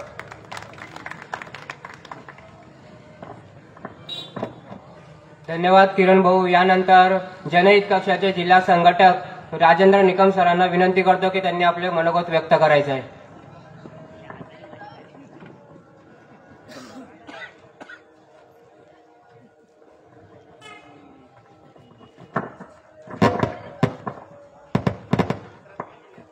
छत्रपती शिवाजी महाराज की, महाराष्ट्र नवनिर्माण सेनेचा, सन्माननीय राजसाहेब ठाकरे यांचा जय श्रीराम. सन्माननीय व्यासपीठ, महाराष्ट्राचे आराध्य दैवत छत्रपती शिवाजी महाराज, भारतीय घटनेचे शिल्पकार डॉक्टर बाबासाहेब आंबेडकर, महाराष्ट्र नवनिर्माण सेनेचे संस्थापक अध्यक्ष सन्माननीय राजसाहेब ठाकरे, महाराष्ट्र नवनिर्माण सेनेचे नेते माजी आमदार ॲडव्होकेट जयप्रकाश भाईस्कर साहेब, आमचे खानदेशी मुलुक मैदान तोप जळगाव जिल्ह्याचे जिल्हाध्यक्ष ॲडव्होकेट जमीलभाई देशपांडे, महानगर अध्यक्ष विनोदभाऊ शिंदे, आमचे दुसरे महानगर अध्यक्ष किरणभाऊ तडले, व्यासपीठावर बसलेले सर्व पदाधिकारी कार्यकर्ते आणि समोर बसलेले आमचे सर्व महाराष्ट्र सैनिक बंधू आणि भगिनींनो, आज आमचे सर्व वक्त्यांनी सांगितलं जळगावचा विषय, परंतु आपण आता संतांची भूमी हरविठ्ठल नगर या ठिकाणी आलेलो आहोत. पहिला आमचा एकच प्रश्न होता या ठिकाणाचा की या ठिकाणी आम्ही आल्यानंतर आम्हाला कमीत कमी 2 ते 3 तास या ठिकाणी लागलेले आहेत. पण सर्वात मोठा प्रॉब्लेम असतो की डॉक्टर लोकांकडे जायचा की मला मूतखड्याचा प्रॉब्लेम आहे, मला याचा प्रॉब्लेम आहे, मला पोटदुखीचा प्रॉब्लेम आहे. पण तो हा हरविठ्ठल लोकांना हा जास्ती प्रॉब्लेम कशामुळे तो या नागरिकांनाच माहिती आहे. पण ते ही व्यथा कोणाजवळ मांडतील, ही व्यथा आम्ही इथं आल्यानंतर आम्हाला समजली की या ठिकाणी कोणत्याही प्रकारचं बाथरूम नाही. या इथल्या नागरिकांना आम्ही विचारलं की आम्हाला बाथरूमला जायचंय, त्यांनी सांगितलं तुम्हाला रेल्वे पटरीकडे जावं लागेल, नाहीतर तुम्हाला रामानंदचा घाटकडे जावं लागेल, नाहीतर इकडे मोकळं पटांगण आहे त्या ठिकाणी जावं लागेल. तर मला या नागरिकांची अशी मोठी समस्या वाटते. तुम्हाला मी आश्वासन देतो दादानो, आम्ही निवडूत का नाही निवडूत, आम्ही आमदार बनो की खासदार बनो की नाही बनलो तरी चालेल, पण या हरविठ्ठल नगरचा येत्या 2 महिन्यामध्ये इथं बाथरूमचा प्रॉब्लेम सॉल्व्ह करायशिवाय सोडणार नाही. कारण की बऱ्याच वेळेस बऱ्याच आमदार खासदार आणि नगरसेवकांनी या ठिकाणी आश्वासन दिलेले आहेत. या ठिकाणी आमच्याच महाराष्ट्र नवनिर्माण सेनेचे 4 नगरसेवक होऊन गेलेले आहेत. त्यांनी आम्हाला धोका देऊन त्यांनी पार्टी चेंज केली, त्याबद्दल आमचं दुमत नाही. आमच्या जवळ महाराष्ट्र नवनिर्माण सेनेची फौज आहे. आम्ही त्यातून महाराष्ट्र नवनिर्माण सेनेचे महाराष्ट्र सैनिक तयार करू आणि पुढच्या महानगरपालिकेला, विधानसभेला, लोकसभेला आम्ही त्यांना उभे करू. हे आमच्या राजसाहेबांमध्ये ताकद आहे. या ठिकाणी बरेचसे काही प्रश्न आहेत. डॉक्टर साहेब, या ठिकाणाचा नागरिक जळगाव शहरामध्ये एमआयडीसी मध्ये कामाला जातो, त्याला मजुरी मिळते 300 रुपये, 350 रुपये, आणि या ठिकाणी रिक्षाचं भाडं असतं 20 रुपये एका साईडने आणि 20 रुपये एका साईडने. तो 20 रुपयामध्ये जातो फक्त बस स्टँड पर्यंत, त्याला जायचं असतं एमआयडीसी पर्यंत. तर मला सांगा, त्याला इथून 20 रुपये तिथून 20 रुपये, त्याला एका साईडने लागतात 40 रुपये. 40 रुपये लागल्यानंतर त्याला घरी यायचं असतं रिटर्न, तर त्याला लागतात 80 रुपये आणि त्याला मिळतो रोज 300 रुपये. त्या 300 रुपयामधून त्याचे निघून जातात 80 रुपये, उरतात त्याला 220 रुपये फक्त. तो 220 रुपयामध्ये त्यांचा परिवारचा उदरनिर्वाह कसा चालेल याकडे त्याचं लक्ष असतं. तर त्यासाठी मित्रांनो, आपण हरविठ्ठल नगरवासियांनी प्रत्येक कामगार युनियनला जाऊन, ज्या ठिकाणी कामगारांचे नियम असतात, तुम्ही एमआयडीसी मध्ये जातात, एकही कंपनी कामगारांच्या नियमाप्रमाणे चालत नाही. शासनाचा रोज असतो 480 रुपये आणि हे देतात आपल्याला 300 रुपये. त्याच्यामध्ये तुमचा इन्सेंटिव्ह असतो, एसआयपीएफ असतो, हे तुम्हाला दाबून टाकतात आणि तो SIPF पण तुमचा भरत नाही. मित्रांनो, शासनाने सुविधा तुम्हाला दिलेल्या आहेत, ते त्यांच्यासाठी, नागरिकांसाठी, सर्वांसाठी. या ठिकाणी आपले महाराष्ट्र नवनिर्माण सेनेचे अधिकृत उमेदवार डॉक्टर अनिश पाटील साहेब उभे आहेत. ज्या दिवशी ते आमदार म्हणून या जळगाव शहराला लागतील त्याच्या 4थ्या आणि 5व्या दिवसापासून ह्याच्या कामगारांचे प्रश्न असतील हे पहिले आम्ही सोडवण्याचा प्रयत्न करू. जोपर्यंत कामगाराची दिवाळी व्यवस्थित होत नाही तोपर्यंत ते आमदार खासदार मागे बी कसे फिरतील हा पण मोठा प्रश्न असतो. आता बरेच जण म्हणत असतील की महाराष्ट्र नवनिर्माण सेनेची सभा या ठिकाणी सुरू आहे, या ठिकाणी नागरिकांची गर्दी नाही. मला आता नेते मंडळींनी पण प्रश्न विचारला की या ठिकाणी गर्दी होती. मी त्यांना सांगितलं, साहेब या ठिकाणी बाजार भरलेला होता, कमीत कमी 5000 लोकांची संख्या या ठिकाणी होती. पण आता प्रत्येकाचा बाजार उठल्यानंतर प्रत्येक जण आपापल्या घरी निघालेले आहेत, तर त्याला आम्ही जबाबदार नाहीत. परंतु जे नागरिक या ठिकाणून बोध घेऊन गेले, सन्माननीय राजसाहेबांची सभा लावलेली होती, सभेमधून बऱ्याचशा जणांनी ना ऐकले की आपल्याला पुढचा पर्याय हा महाराष्ट्र नवनिर्माण सेनेशिवाय नाहीये. महाराष्ट्र नवनिर्माण सेनेला यावेळेस संधी द्यावीच लागेल असे आम्हाला बरेच नागरिक भेटून गेलेले आहेत. परंतु काही नागरिकांचं म्हणणं आहे की आम्हाला भाजपा बरोबर फिरावं लागतं, मामा बरोबर फिरावं लागतं, ताई बरोबर फिरावं लागतं.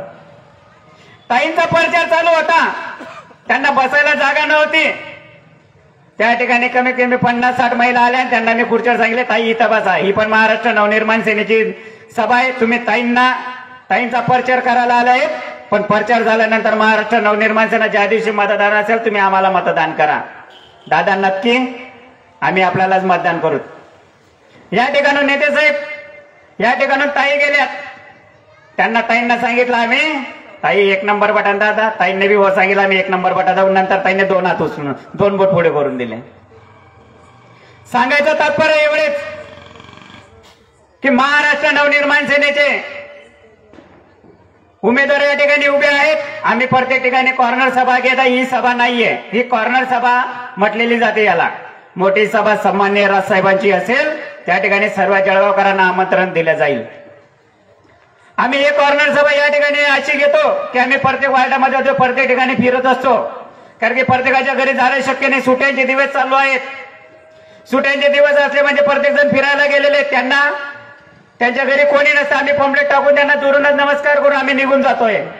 परंतु या ठिकाणी आता आम्ही साऊंड सिस्टम लावलेली, या माध्यमातून त्यांच्या घरापर्यंत आवाज येईल, त्यांना समजेल की महाराष्ट्र नवनिर्माण सेनेचे पदाधिकारी कार्यकर्ते आमच्या घरापर्यंत येऊन गेलेले आहेत. सर्व माझा हरी विठ्ठलवासियांना नम्र विनंती आहे की आपण 10 वर्ष झाले सन्माननीय राजसाहेबांचे नगरसेवक या ठिकाणी निवडून देत आहेत. त्याच पार्श्वभूमीवर आज आम्ही या ठिकाणी आलेलो आहे. आपल्याला हात जोडून विनंती करतो की महाराष्ट्र नवनिर्माण सेनेचे उमेदवार हे विधानसभेला उभे आहेत, सुशिक्षित उमेदवार आहेत आणि डॉक्टर सुद्धा आहेत. सन्माननीय मामा, सन्माननीय ताई आमदार होऊन गेले, 10 वर्षे मामा आमदार राहिले, ताई 2.5 वर्ष महापौर राहिल्यात. ताई आता सर्वांना आश्वासन देत आहेत की मी असं करेल, मी तसं करेल, मी असे रस्ते करेल, मी तसे करेल. मॅडम ताई, आपण 2.5 वर्ष महापौर होतात, आपण 2.5 वर्षात काम करू नाही शकले तर तुम्हाला आमदारकीची संधी आम्ही कशी द्यायची, असे बरेचसे नागरिक आम्हाला बोलून जात आहेत. आमचे उमेदवार कोणत्याही भ्रष्ट याच्यामध्ये अडकले नाहीत, कोणतेही लाच घेतलेले नाही, कोणतेही पैसा खाल्लेला नाही. आमचे उमेदवार फ्रेश आहेत आणि सन्माननीय राजसाहेब ठाकरे यांनी दिलेले आहेत. त्यासाठी मी म्हणतो मित्रांनो, तुम्हाला कोणतीही समस्या असो, प्रत्येक नागरिकांची समस्या आमच्यापर्यंत येते. कोणाचं दवाखान्याचं काम असो, कोणाचं कामगारांचं काम असो, बऱ्याचशा जणांचे विविध काम असतात. कोणी लोनचा प्रॉब्लेम असो, कोणाचा काही, सर्व प्रॉब्लेम तुम्ही आमच्या जवळ घेत असतात. आम्ही ते प्रॉब्लेम आम्ही सॉल्व्ह करतो. आमची सत्ता नसताना सुद्धा आम्ही एवढे प्रॉब्लेम सॉल्व्ह करत असतो. आमचे सत्ता आल्यानंतर आम्ही किती प्रॉब्लेम सॉल्व्ह करू याची आम्ही गवाही देतो. दादांनो, वक्त्यांना बोलायचं आहे, मी जास्त वेळ नाही घेणार, पण आमचे उमेदवार डॉक्टर अनुज पाटील साहेब यांचं निशाणे आहे रेल्वे इंजिन, अनुक्रमानिका नंबर 1, अनुक्रमानिका 1 नंबर समोरील बटन दाबून डॉक्टर अनुज दादांना विजयी करायचं. एवढंच सांगतो, थांबतो. जय हिंद, जय महाराष्ट्र.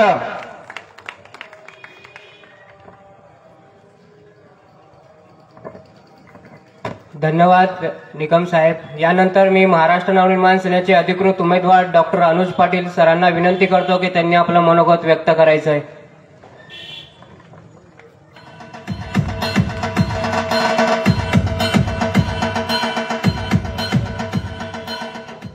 जय महाराष्ट्र. उपस्थित व्यासपीठ, सर्व बंधू भगिनी, मातांनो, आमचे नेते ॲडव्होकेट जयप्रकाश बाविस्कर साहेब, जिल्हाध्यक्ष जमीलभाई देशपांडे, सर्वांना नमस्कार. मी एक डॉक्टर माणूस आहे.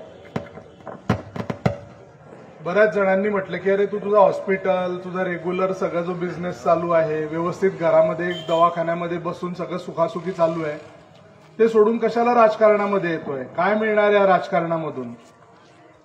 तर बऱ्याच वेळा विचार केल्यानंतर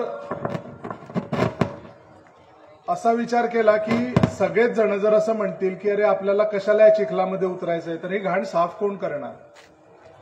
मागच्या 5-6 दिवसांमध्ये, 10 दिवसांमध्ये आम्ही प्रचार करतोय, गल्लोगल्ली फिरतोय, भकास होऊन गेलंय आपलं गाव.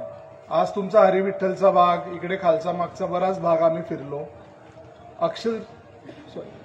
अक्षरशः तुमच्या गल्ल्यांमध्ये रस्ते नाहीये, गटरींचं पाणी तसंच वाहतंय, लहान मुलं तिथेच खेळतायत आणि त्याच्यामधून आरोग्याला होणारे जे धोके आहेत ते पण डोळ्याला दिसत आहेत. दुसरा प्रश्न, आता बऱ्याच आपल्या इथं वक्त्यांनी सांगितला MIDCच्या अडचणी. मला आठवतं आपण सगळे लहान असताना संभाजीनगर, नाशिक आणि जळगाव या तिघं शहरं एका सोबत डेव्हलपमेंटला सुरू झालेली होते. एका सोबत डेव्हलपमेंटला इकडे या लोकांनी प्रयत्न सुरू केले होते. आणि आज रोजी जर तुम्ही नाशिक आणि संभाजीनगर बघितलं तर ते जळगावच्या मानाने कमीत कमी 50 वर्ष पुढे चाललेलं आहे. जळगावमध्ये 1000 पेक्षा जास्त इंडस्ट्रीज MIDC मध्ये आहेत आणि त्यातल्या जवळजवळ 800 इंडस्ट्रीज आज बंद पडलेल्या आहेत. MIDC मध्ये फक्त चटयाच बनतात. आता दुसरं काय आपल्या जळगाव MIDC मध्ये बनतच नाही, पाईप आणि चटया. मग ह्या व्यतिरिक्त दुसऱ्या कुठल्याच इंडस्ट्रीज जळगावमध्ये येऊ शकत नाही का, किंवा त्याचा कोणी विचार केला नाही का.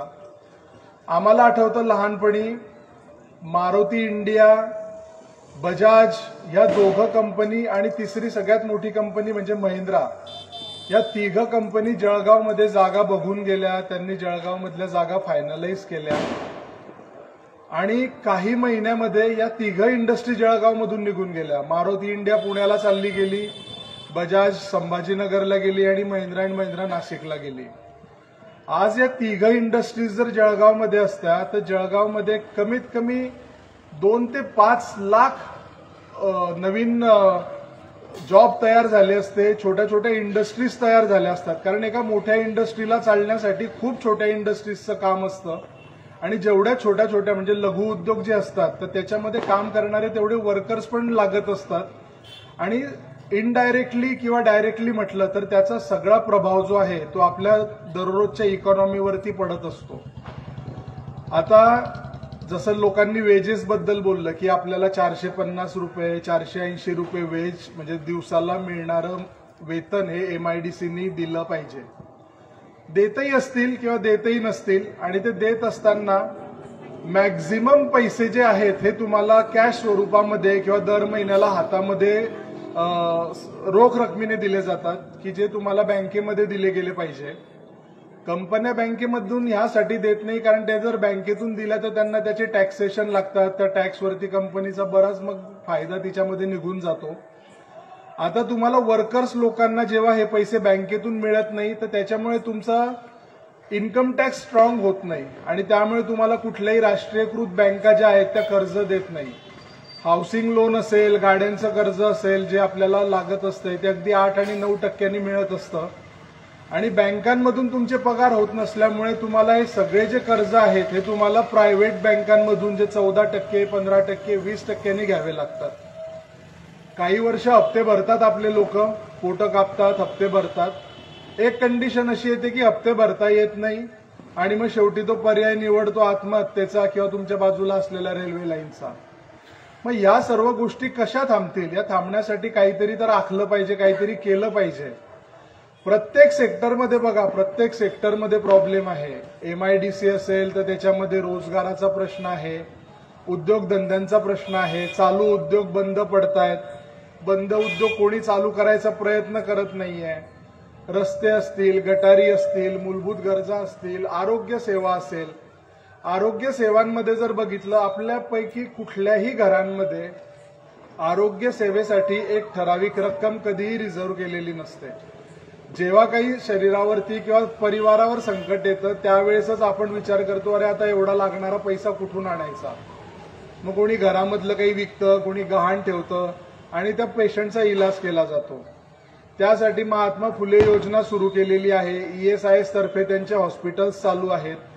पण या हॉस्पिटलला खरंच सुसज्जपणा आहे का? या हॉस्पिटलमध्ये खरंच तुम्हाला हवी तेवढी सर्व्हिस मिळते का? ज्या ऑपरेशनला किंवा ज्या इलाजाला 1 रुपया लागणार आहे तिथे सरकार 15 पैसे किंवा 20 पैसे देते. मग त्यामध्ये तो 1 रुपयाचा इलाज कसा होणार आहे? शेवटी नाईलाजास तर पेशंटवरती आणि त्या परिवारावरती तो बोजा पडतो. आणि असे अनेक प्रकार आहेत. मागच्या 10 दिवसात 15 दिवसामध्ये मी हजारो पेशंट्सला, हजारो लोकांना भेटतोय, त्यांच्या अडचणी जाणून घ्यायचा प्रयत्न करतोय की तुम्हाला डे टू डे रोजच्या जीवनामध्ये काय अडचणी येत आहेत. तर त्या इतक्या हृदयद्रावक अडचणी आहेत की त्या ऐकल्यानंतर मनाला असं वाटतं की अरे कुठं पोचलोय आपण, कुठं नेऊन ठेवलाय महाराष्ट्र माझा जे म्हणतात ते खरंच रोजच्या रोज फिरण्यामध्ये आम्हाला दिसून येत आहे. आणि कुठेतरी मी जर निवडून आलो तर या सगळ्या गोष्टींना एक प्रामाणिकपणाने न्याय देऊ शकेल असं मला वाटतं. आणि त्यासाठीच माननीय श्री राजसाहेब ठाकरेंनी मला ही उमेदवारी दिली आहे आणि त्याचं मी चीज करेल. एवढं बोलून मी माझे 2 शब्द संपवतो. जय हिंद, जय महाराष्ट्र.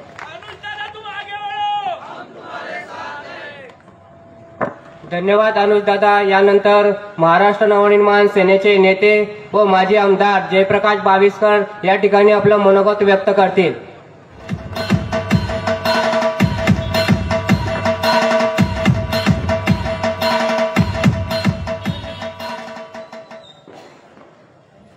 मला जरा जायची घाई आहे म्हणून मी आधी भाषण करून जातोय. जमीलभाई नंतर बोलतील. महाराष्ट्राचं आराध्य दैवत आई तुळजाभवानी, युगपुरुष रणसम्राट छत्रपती शिवाजी महाराज, भारतीय घटनेचे शिल्पकार डॉक्टर बाबासाहेब आंबेडकर, स्त्री शिक्षणाच्या पुरस्कर्त्या सावित्रीदेवी फुले, थोर विचारवंत तथा समाज सुधारक स्वर्गीय प्रबोधनकार ठाकरे यांच्या पवित्र स्मृतीस विनम्र अभिवादन करून महाराष्ट्र नवनिर्माण सेनेच्या राजसाहेब ठाकरे यांनी सुरू केलेल्या नवनिर्माणाच्या चळवळीचा एक कार्यकर्ता म्हणून आपल्यासमोर बोलण्यासाठी उभा आहे. 20 तारखेला महाराष्ट्राच्या विधानसभेची निवडणूक आहे.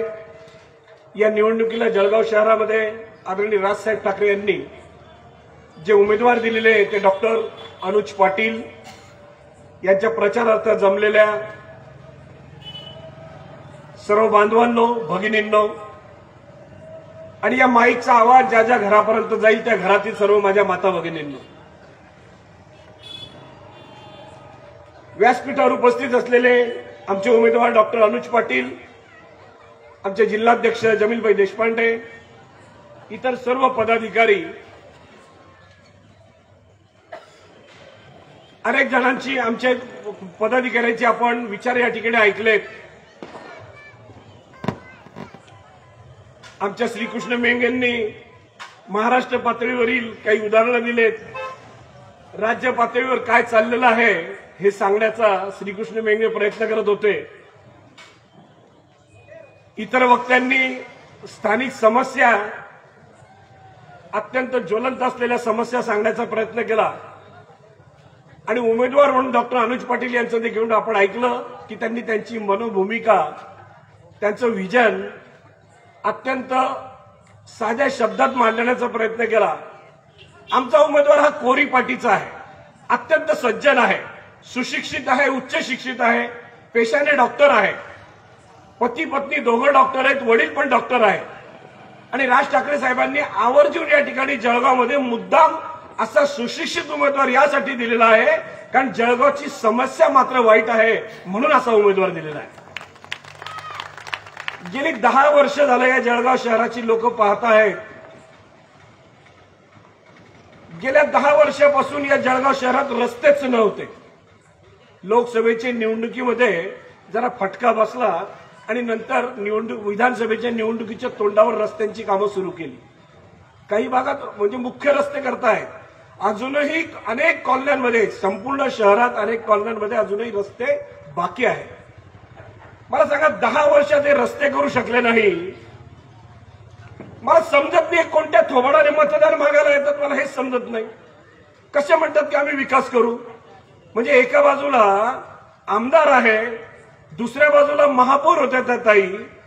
आणि जगातलं एकमेव उदाहरण असेल की महापौर आणि विरोधी पक्ष नेता हे दोघं नवरा बायको. अरे अशी लोकशाही म्हणजे कुठल्याही जगातल्या कोणत्याही लोकशाहीमध्ये असं उदाहरण नसेल. हे एकच उदाहरण आहे. आणि मला सांगताना वाईट वाटतं की दोघांना लाज वाटली नाही. कोणीतरी एकाने राजीनामा देऊन टाकायचा होता ना. दोघं पद घरामध्ये कसे राहू शकतात. लोकशाहीमध्ये महापौर, मुख्यमंत्री आणि तिथे समोर असलेला विरोधी पक्ष नेता, अरे तेवढ्याच समान महत्व असलेल्या लोकशाहीतलं हे पद आहे विरोधी पक्ष नेत्याचं, ज्याची जबाबदारी असते की प्रशासनाने किंवा महापौराने किंवा त्या ठिकाणच्या सगळ्या सत्ताधाऱ्यांनी जर कुठलीही चुकीची कामं केली तर ती चुका दाखवणे ही विरोधी पक्ष नेत्याची जबाबदारी असते. आणि या ठिकाणी नवरा बायको कसे काय होऊ शकतात महापौर आणि विरोधी पक्ष नेता. एकमेव उदाहरण आहे. म्हणून मी आजही कुठेतरी मी बोललो की या महाराष्ट्रामध्ये जे सगळं पक्ष फोडाफोडी चाललेली आहे, या पक्ष फोडाफोडीचा पायलट प्रोजेक्ट सर्वात आधी जळगावात सुरू झाला. सगळ्यात आधी जळगावमध्ये एका पक्षाचे 27 नगरसेवक दुसऱ्या पक्षाने फोडले आणि या ठिकाणी सगळं सत्तांतर केलं. आणि मग ही जी मी सांगतो ही घटना सुरू झाली की महापौर एक आणि उपमहापौर कोणीतरी दुसरा आणि विरोधी पक्ष नेता नवरा. आणि हेच पुढे सुरू झालं महाराष्ट्रामध्ये. म्हणजे पूर्वी काय हे बघा, शिवसेना भाजप युती ही 2019 मध्ये निवडणुकीला सामोरे गेली होती ना. पण युती जर मतदार मागायला गेली होती तर युतीचं मतदान घेतल्यानंतर जेव्हा निकाल लागले विधानसभेचे निकाल लागल्यानंतर कुठंतरी उद्धव ठाकरे म्हणायला लागले की मला 2.5 वर्ष मुख्यमंत्री पदाचा शब्द दिलेला आहे म्हणे. कोणी दिला म्हणे अमित शहानी दिला. कुठे दिला तर म्हणे मातोश्रीच्या 4 भिंतींमध्ये दिला. अरे मग अमित शहा नरेंद्र मोदी जेव्हा त्या निवडणुकीचा प्रचार करायला फिरत होते तेव्हा प्रत्येक ठिकाणी ते सांगत होते की पुढचा मुख्यमंत्री देवेंद्र फडणवीस. मग तेव्हा तुम्ही ऑब्जेक्शन का घेतलं नाही. निवडणुका झाल्यावर का बोलले. याचा अर्थ जेव्हा शिवसेनेच्या लक्षात आलं, उद्धव ठाकरेंच्या लक्षात आलं की आमच्याशिवाय आता सरकार होऊ शकत नाही, तेव्हा त्यांनी काँग्रेस आणि राष्ट्रवादी बरोबर संधान साधलं. मतदार बांधवांनो, भगिनींनो, मी तुम्हाला ही यासाठी आठवण करून देतो आहे की तुम्ही ज्या राष्ट्रवादी आणि ज्या काँग्रेसच्या विरुद्ध मतदान केलं होतं त्याच काँग्रेस राष्ट्रवादीला सोबत घेऊन यांनी सरकार बनवलं. हा मतदारांचा अपमान आहे म्हणून तुम्हाला मी आठवण करून देतो आहे. हा मतांचा अपमान आहे, मतदारांचा अपमान आहे. तुम्हाला कोणी विचारायलाच तयार नाही. मतदार काय झाली ना निवडणूक, तुम्हाला गृहीत धरलं जातं. हे राजसाहेब नेहमी सांगताय. कारण राज ठाकरे साहेब त्यांच्या विचाराच्या माध्यमातून एक सचोटीचं, विचाराचं, तत्वाचं आणि सुसंस्कृत अशा पद्धतीचं महाराष्ट्र घडवण्याचं राजकारण करत आहे. गेली 18 वर्ष झालं आम्ही काय करतो आहोत, प्रत्येक सत्ताधाऱ्याला आम्ही विरोध करतो आहोत.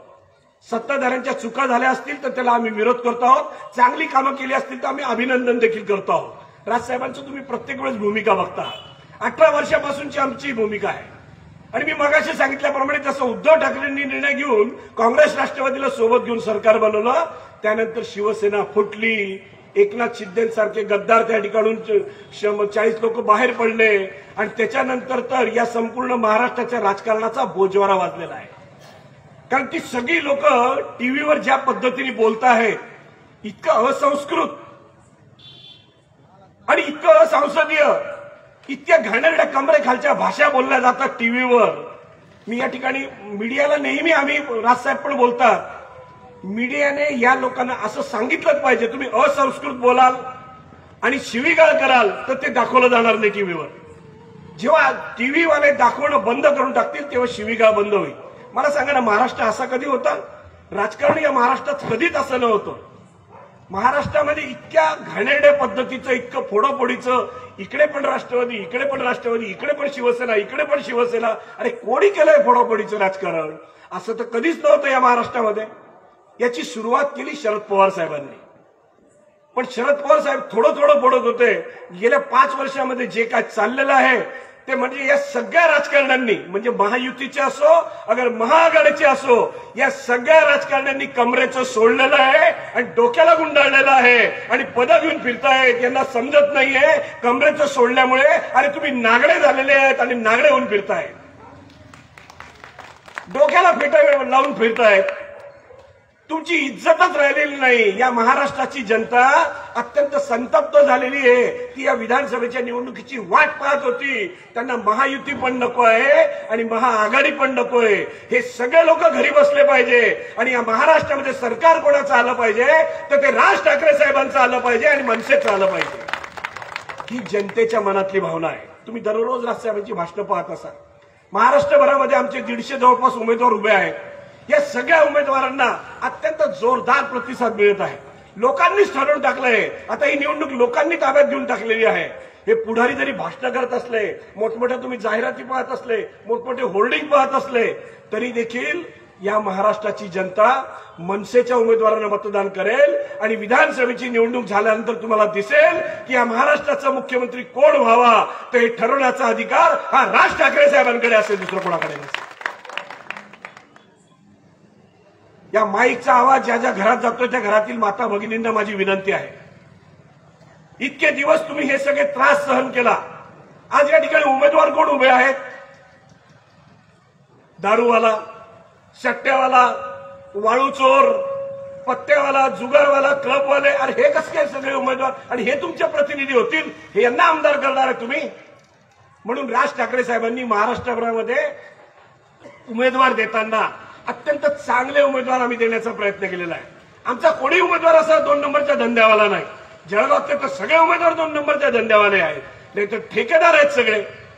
जे रस्ते करतायत आता मेन रोडवर, त्या रस्त्यांना 6 महिने देखील झाले नाही आणि आताच त्यांना खड्डे पडायला लागून गेलेत.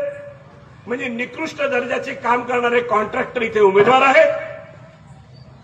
मगाशी सांगितल्याप्रमाणे महापौर आणि विरोधी पक्ष नेता एकाच घरात असलेले उमेदवार आहेत आणि 10 वर्षापासून दारूवाला आमदार इथे उमेदवार आहे. आणि म्हणून आम्ही या ठिकाणी अत्यंत सुशिक्षित, उच्च शिक्षित असा डॉक्टर या ठिकाणी दिलेला आहे. मगाशी कोणीतरी आमचं बोललं त्याप्रमाणे या महाराष्ट्राचा विकास, या जळगावचा जो विकास आहे, हा सगळा जळगावची पूर्ण व्यवस्था ही आयसीयूत गेलेली आहे.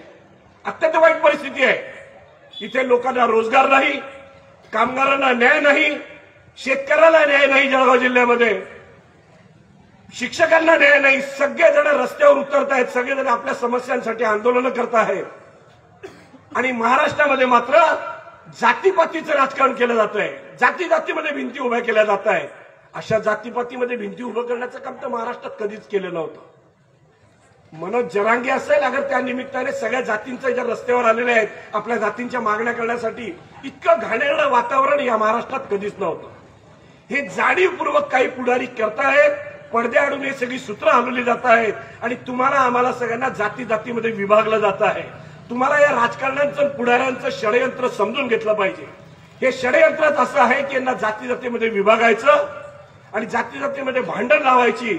म्हणजे इतके दिवस पहिले धर्माची भांडणं होती, आता जातींची भांडणं.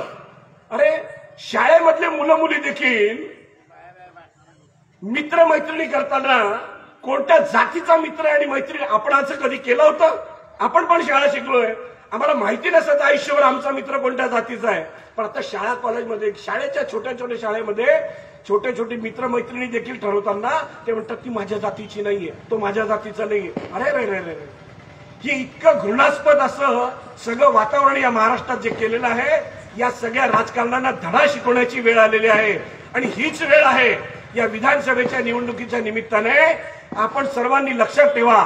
आपण आणि तुम्ही तर मतदान कराच, पण माझी तुम्हाला सर्वांना विनंती अशी आहे, ज्या म्हणजे घरामध्ये बसलेल्या माता भगिनींना देखील मी विनंती करीत आहे की तुमचे सगळे जे नातेवाईक जिथे कुठे महाराष्ट्रात असेल तिथे सगळीकडे सांगा की तुमच्याकडे रेल्वे इंजिनचा उमेदवार उभा असेल तर त्याला रेल्वे इंजिनवरच मतदान करा.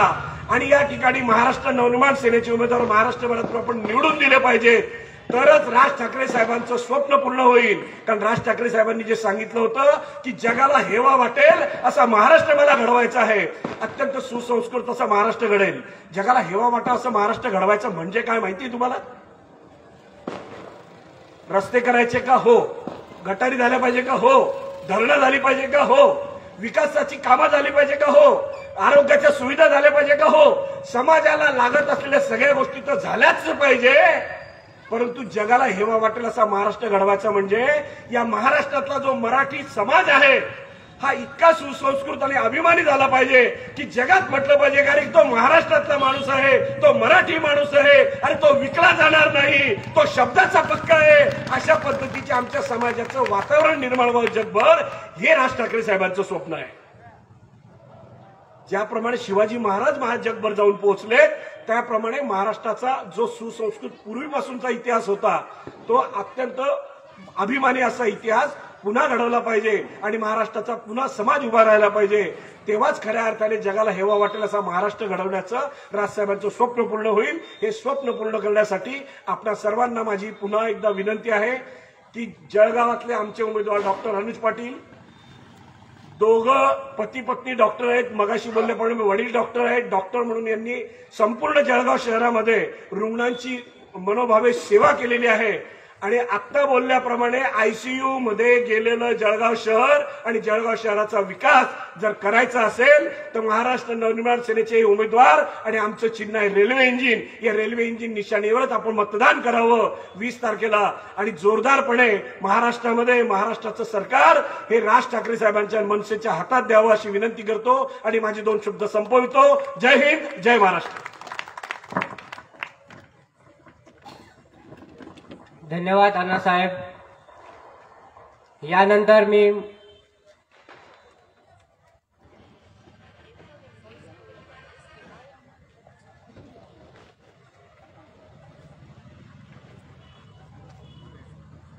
मी महाराष्ट्र नवनिर्माण सेनेचे जिल्हाध्यक्ष जमीलभाई देशपांडे यांना विनंती करतो की त्यांनी आपलं मनोगत व्यक्त करायचं आहे.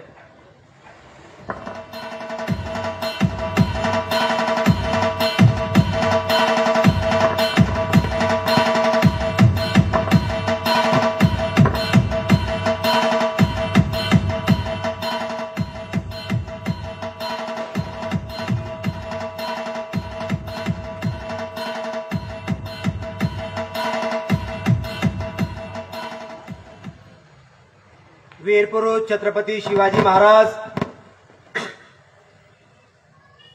भारतीय घटनेचे शिल्पकार डॉक्टर बाबासाहेब आंबेडकर, स्त्री शिक्षण पुरस्कर्त्या सावित्रीताई फुले यांचं स्मरण करून तुमचे आमचे नेते आणि या महाराष्ट्राचे भाग्य विधाते सन्माननीय राजसाहेब ठाकरे यांचा एक सैनिक म्हणून बोलण्यास उभा आहे. आत्ताच ज्यांचं आपण भाषण ऐकलं पक्षाचे नेते माजी आमदार ॲडव्होकेट जयप्रकाश बाविस्कर साहेब येत्या 23 तारखेला जळगावचे नवनिर्वाचित होणारे आमदार डॉक्टर अनुज पाटील साहेब, महाराष्ट्र नवनिर्माण सेनेचे महानगर अध्यक्ष विनोद शिंदे, किरण तळेले, हरिविठ्ठल नगर परिसरात वास्तव्यास असणारे आमचे जनहित कक्षाचे राजेंद्र निकम, श्रीकृष्ण मेंगडे साहेब, जितेंद्र पाटील, सतीश सैंदाने, योगेश पाटील आणि महाराष्ट्र नवनिर्माण सेनेचे सगळे सैनिक, जी लोक या ठिकाणी बसून ऐकतायत भाषण ते सगळे सन्माननीय हरिविठ्ठल नगरचे रहिवासी, लांबून भाषण ऐकणारे माझे बंधू आणि भगिनींनो, सुरुवातीलाच मला सन्माननीय राजसाहेबांबद्दल 2 लाईनी बोलाव्याशा वाटतात. राज ऐसा दीपक है जो चले तो सूरज उसके साथ चले. राज ऐसा दीपक है जो चले तो सूरज उसके साथ चले. राज ऐसी रोशनी है जो चले तो चांद उसके साथ चले. राज ऐसी रोशनी है जो चले तो चांद उसके साथ चले. राज ऐसी शख्सियत है जो बोले तो इतिहास बने. संपूर्ण महाराष्ट्रामध्ये कुणाच्याही कुबड्यांचा आधार न घेता सन्माननीय राजसाहेब ठाकरे यांनी महाराष्ट्रामध्ये 140 उमेदवार स्वबळावर केलेले आहेत. म्हणजे ताकदवान कोणी असेल तर ती महाराष्ट्र नवनिर्माण सेना आहे. जे स्वतःला जगातला सगळ्यात मोठा पक्ष म्हणतात, जे भारतातला स्वतःचा मोठा पक्ष आहे असे म्हणतात, इकडचे असू द्या का तिकडचे असू द्या, युतीचे असू द्या का महागाडीचे असू द्या, यांच्याकडे 3 कुबड्या आणि यांच्याकडे 3 कुबड्या. या कुबड्यांचं सरकार आपण पहिले 2.5 वर्ष बघितलं. त्याच कुबड्यांचं सरकार गेली 2.5 वर्ष आपण बघत आहोत. पण या 5 वर्षामध्ये महाराष्ट्राची परिस्थिती बदललेली नाही. आत्ताच्या 6 पक्षांमध्ये कोणतीही दमक नाही की या महाराष्ट्राला विकासाकडे घेऊन जाऊ.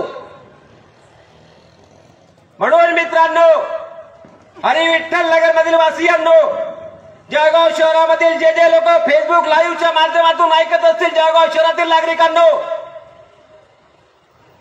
गेल्या 18 वर्षापासून स्वबळावर, स्वतःच्या हिमतीवर छत्रपती शिवाजी महाराजांचा बाणा आपल्या मनात ठेवून जो माणूस स्वतः 140 उमेदवार घेऊन, त्यातही सन्माननीय अनुज डॉक्टर पाटील साहेब यांच्यासारखे कोरीपाटी उमेदवार घेऊन निवडणुकीला सामोरं जाणार असेल तर आमचं पहिलं कर्तव्य आहे की सन्माननीय राजसाहेब ठाकरे यांच्या पक्षाला मतदान करणं. देतात ना तुम्ही संधी 18 वर्ष सगळ्या लोकांना. सन्माननीय राजसाहेब ठाकरेंनी कुठले माणसं दिलीत बघा. तुम्ही जर का सकाळी वर्तमानपत्र उघडलं, तुम्हाला दिसतंय भाऊच्या सोबत आज 200 लोक, ताईच्या सोबत आज 500 लोक, मामाच्या सोबत आज 700 लोक. हे कसले लोक आहेत? हे त्यांना साथ देणारे लोक नाही आहेत. ज्यांना 500 रुपये 300 रुपये रोजामध्ये तुम्ही बोलवतात, ही ती लोक आहेत. आमच्या आया, बहिणी, भगिनी, त्यांना तुम्ही 300-300 रुपये रोज देऊन रस्त्यावर उतरवतायत, ती लोक आहेत.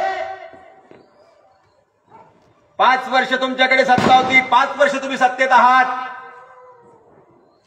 आमच्या आईला, आमच्या ताईला, आमच्या तरुणाला 15-15 हजाराची नोकरी तुम्हाला देता आली नाही. हरिविठ्ठल नगर परिसर जो आहे कामगारांचा भाग आहे सगळा. तुमची किंमत जर का कोणी 200-200, 300 रुपयात करत असेल, उद्यापासून त्यांना म्हणा आमच्याकडे यायचं नाही. छत्रपती शिवाजी महाराजांच्या महाराष्ट्रात राहणारे आम्ही स्वाभिमानी मराठी आहोत. हे 300-500 तिकडे ठेवा. वर्तमानपत्राला मोठ्या जाहिराती देऊन, वर्तमानपत्राला मोठं 30-40 लाखाचं पॅकेज देऊन, बातम्या छापून आणून तुम्ही आता सांगणार असाल की यांच्या मागे एवढी लोक, त्यांच्या मागे तेवढी लोक. गेले ते दिवस लोक हुशार झालीत. लोकांना कळतंय 10-10 वर्ष तुम्हाला दिली, तुम्ही काहीच करू शकले नाहीत. सांगतात अनुभव दशकाचा. माझ्या हरिविठ्ठल नगर परिसरातील आई वडिलांना मी विचारतो, तुमची मुलं शिकलीत, सवरलीत, 12वी झाली, ग्रॅज्युएट झाली, ITI झाली, इंजिनियर झाली, मिळतंय का त्यांना काम इथे? गांभीर्याने विचार करा. तुमच्या मुलांना कामधंदा करता जळगाव शहर सोडावं लागतं. इथे काम म्हणून दिलं जात नाही, कारण इथे इंडस्ट्री नाही. आणि इंडस्ट्री आणण्याकरता जे विजन लागतं, जे तळमळ लागते ती नाहीये. कारण तुम्ही गब्बर आहात, तुम्ही जब्बर आहात, तुम्ही पैशाने मोठे आहात. गरिबांच्या मुलांची काळजी तुम्हाला नाही कळणार. गरिबांचा आत्मा काय तळतो तो तुम्हाला नाही समजणार. तुम्हाला आनंद फक्त एवढाच होतोय की आम्ही 500 लोकांना आज रोजगार दिला. सर्वसामान्य नागरिकांना सांगतोय, इथे बसलेले ऐकतायत, बाजूने लोक ऐकतायत, मान लावून ऐका, वर्तमानपत्र काढा, आजचं वाचा. रोज 8 लाख रुपयाचा उलाढाल होते, अशी मोठी बातमी आहे. ती बातमी आनंदाची आहे? ती बातमी आनंदाची नाहीये. सगळे उमेदवार पैसे देऊन देऊन आमच्या लोकांना गल्लोगल्ली फिरवतायत, त्याची आहे. आणि हा आनंद नाहीये. ते दर्शवतं की इतकी बेरोजगारी आमच्या शहरात वाढली आहे. आम्ही नाही करत असं. डॉक्टर साहेब आणि आम्ही गेली 15 दिवस प्रचार करतोय. ज्या ज्या तरुणांनी आता भाषणं केली, आमची मुलं बघा, 15 लोक फक्त प्रचार करतात. कोणीही पैशांकरता येत नाहीये. सर्वे सन्माननीय राजसाहेब ठाकरेंकरता येतात. सन्माननीय राज ठाकरे आम्हाला पाहिजेत. हात वरती करून सांगा सगळ्या ठिकाणी सन्माननीय राजसाहेब ठाकरेंचं भाषण कोण कोण ऐकतं? काका तुम्हालाही सांगतो, विचारा. तिकडून विचारतोय, मेडिकलमध्ये विचारतोय, बरोबर, जय प्रोव्हिजन मध्ये विचारतो, ऐकतात ना तुम्ही? इकडे पण ऐकतात ना बंधू राजसाहेबांचं भाषण? हे बघा, या कोपऱ्यात पण तरुण ऐकतात. जर तुम्हाला सन्माननीय राजसाहेब ठाकरे यांचं भाषण आवडत असेल तर आता वेळ आलीये त्यांना मतदान करणं पण तुम्हाला आवडलं पाहिजे. कारण ते तुमच्या आमच्याकरता भांडतायत, स्वतःकरता भांडत नाहीये. 18 वर्ष स्वतःने एकट्याने पक्ष चालवणं खूप मोठी गोष्ट आहे. या शहरामध्ये माझ्या तरुणांना, या महाराष्ट्रामध्ये माझ्या मराठी तरुणांना नोकऱ्या मिळाव्या म्हणून सन्माननीय राजसाहेब ठाकरे पाहिजे. माझ्या मोबाईलमध्ये रिंगटोन ही मराठी भाषेत पाहिजे म्हणून सन्माननीय राजसाहेब ठाकरे पाहिजे. रेल्वेमधल्या माझ्या तरुणांना नोकऱ्या मिळाव्या म्हणून सन्माननीय राजसाहेब ठाकरे पाहिजे. आमचे निकम म्हटले, कोणी कर्जदार घरी आला असेल, बँकेवाला घरी आला असेल, फायनान्सवाला घरी आला असेल तर पहिला फोन महाराष्ट्र नवनिर्माण सेनेच्या कार्यकर्त्याला, पदाधिकाऱ्याला जातो. कारण सन्माननीय राजसाहेबांचा दरारा कसा आहे. हिंमत नाही होत कोणाची गाडी उचलून घेऊन जाईल, हिंमत नाही होत कोणाची तो आपल्या घराला सील लावून देईल. जर अशा सगळ्या ठिकाणी सन्माननीय राजसाहेब ठाकरे तुम्हाला आठवत असतील तर यांना संधी दिली आहे. एकदा सन्माननीय डॉक्टर अनुज पाटील साहेबांना जळगावमधून संधी द्या. काय झालं 10 वर्षात? काका तुम्हालाही सांगतो, 10 वर्ष बांबोरी पासून कालिका माता मंदिरापर्यंत सगळे ऐका. गेल्या 10 वर्षामध्ये 1100 तरुणांचा अपघात झालाय. 1100 तरुण, 1100 घरातले युवा गेले. आई वडिलांचा आधारस्तंभ गेला. मुलं गेली, मुलं मेली. काय मेला त्यांना? जर 10 वर्ष तुमची सत्ता महाराष्ट्रात होती, जर 10 वर्ष सत्ता तुमची केंद्रामध्ये आहे तर आजपर्यंत बायपास तुम्ही करू शकले नाही. ही तुमची कुवत का म्हणून तुम्हाला निवडून द्यायचं? आकाशवाणीचा जीवघेणा चौक मोठा बनलाय. गेल्या वर्षभरात 10 लोक मृत्युमुखी पडली. कोण गेलं त्यांच्या घरी? 2 दिवस आंदोलन केले असतील, मेले तिथे पोहोचले, नमस्कार केला, 2 दिवस बसले, बस संपला विषय. एखाद्या घरातला कर्ता पुरुष या शहरामध्ये मरतोय, अपघात होत आहेत शहरामध्ये. आपल्याला लाज वाटली पाहिजे की आपण या शहराचे प्रतिनिधी आहोत. दुःख नाही होत तुम्हाला? आम्हाला राग नाहीये? 10 वर्षापूर्वी तुम्ही सांगितलं या खड्ड्यांची मला चीड येते म्हणून, सगळ्या लोकांनी तुम्हाला चीड येते म्हणून मतदान केलंय. पण आता आमचे शिकलेले सवरलेले पोरं आई वडील मुंबई पुण्याला पाठवतात आणि हतबल बनाने जळगाव शहरामध्ये राहतात. राग नाही येत तुम्हाला? की ज्यांना आम्ही निवडून दिलं, ज्यांनी मोठी मोठी स्वप्न दाखवली, या शहरात इंडस्ट्री आणू, उद्योग आणू, 10 वर्षात तुम्ही आणू शकले नाही. आमचे पोरं मुंबई पुण्याला नोकरीला जातात, हतबल आईबाप इथे वडील बसलेले आहेत. हा जाब कोणाला विचारणार? केव्हा विचारणार तुम्ही जाब? का दरवर्ष 5 वर्ष फक्त तुम्हाला यांना गृहीत धरलं जातंय? मतदान येईल, हे लोक येतील, मोठे मोठे आमिष दाखवतील, तुम्ही निवडून द्याल, पुन्हा तेच. डॉक्टर साहेब बरोबर बोलले, या शहरामध्ये इंडस्ट्री नाहीये. 1000 मधून 800 इंडस्ट्री बंद पडली आहे. आमचे तरुण मित्र छोटे छोटे उद्योग टाकू इच्छितात, त्यांना एमआयडीसी जागा नाहीये, बँका त्यांना कर्ज देत नाहीये. कुठे गेले आमचे आमदार?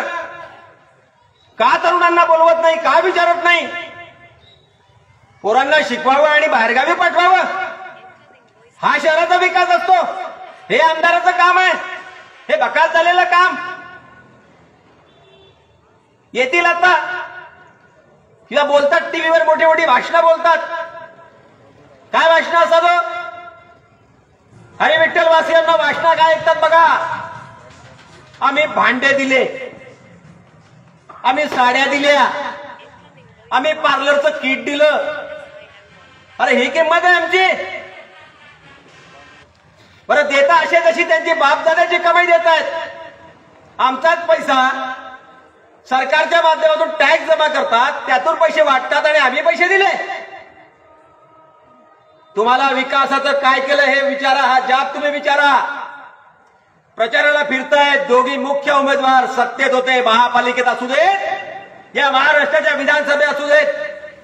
आमचा आमदार प्रश्न विचारताना दिसला नाही कधी. तुम्हाला दिसला का भाऊसाहेब की माझं शहर ओसार होतंय,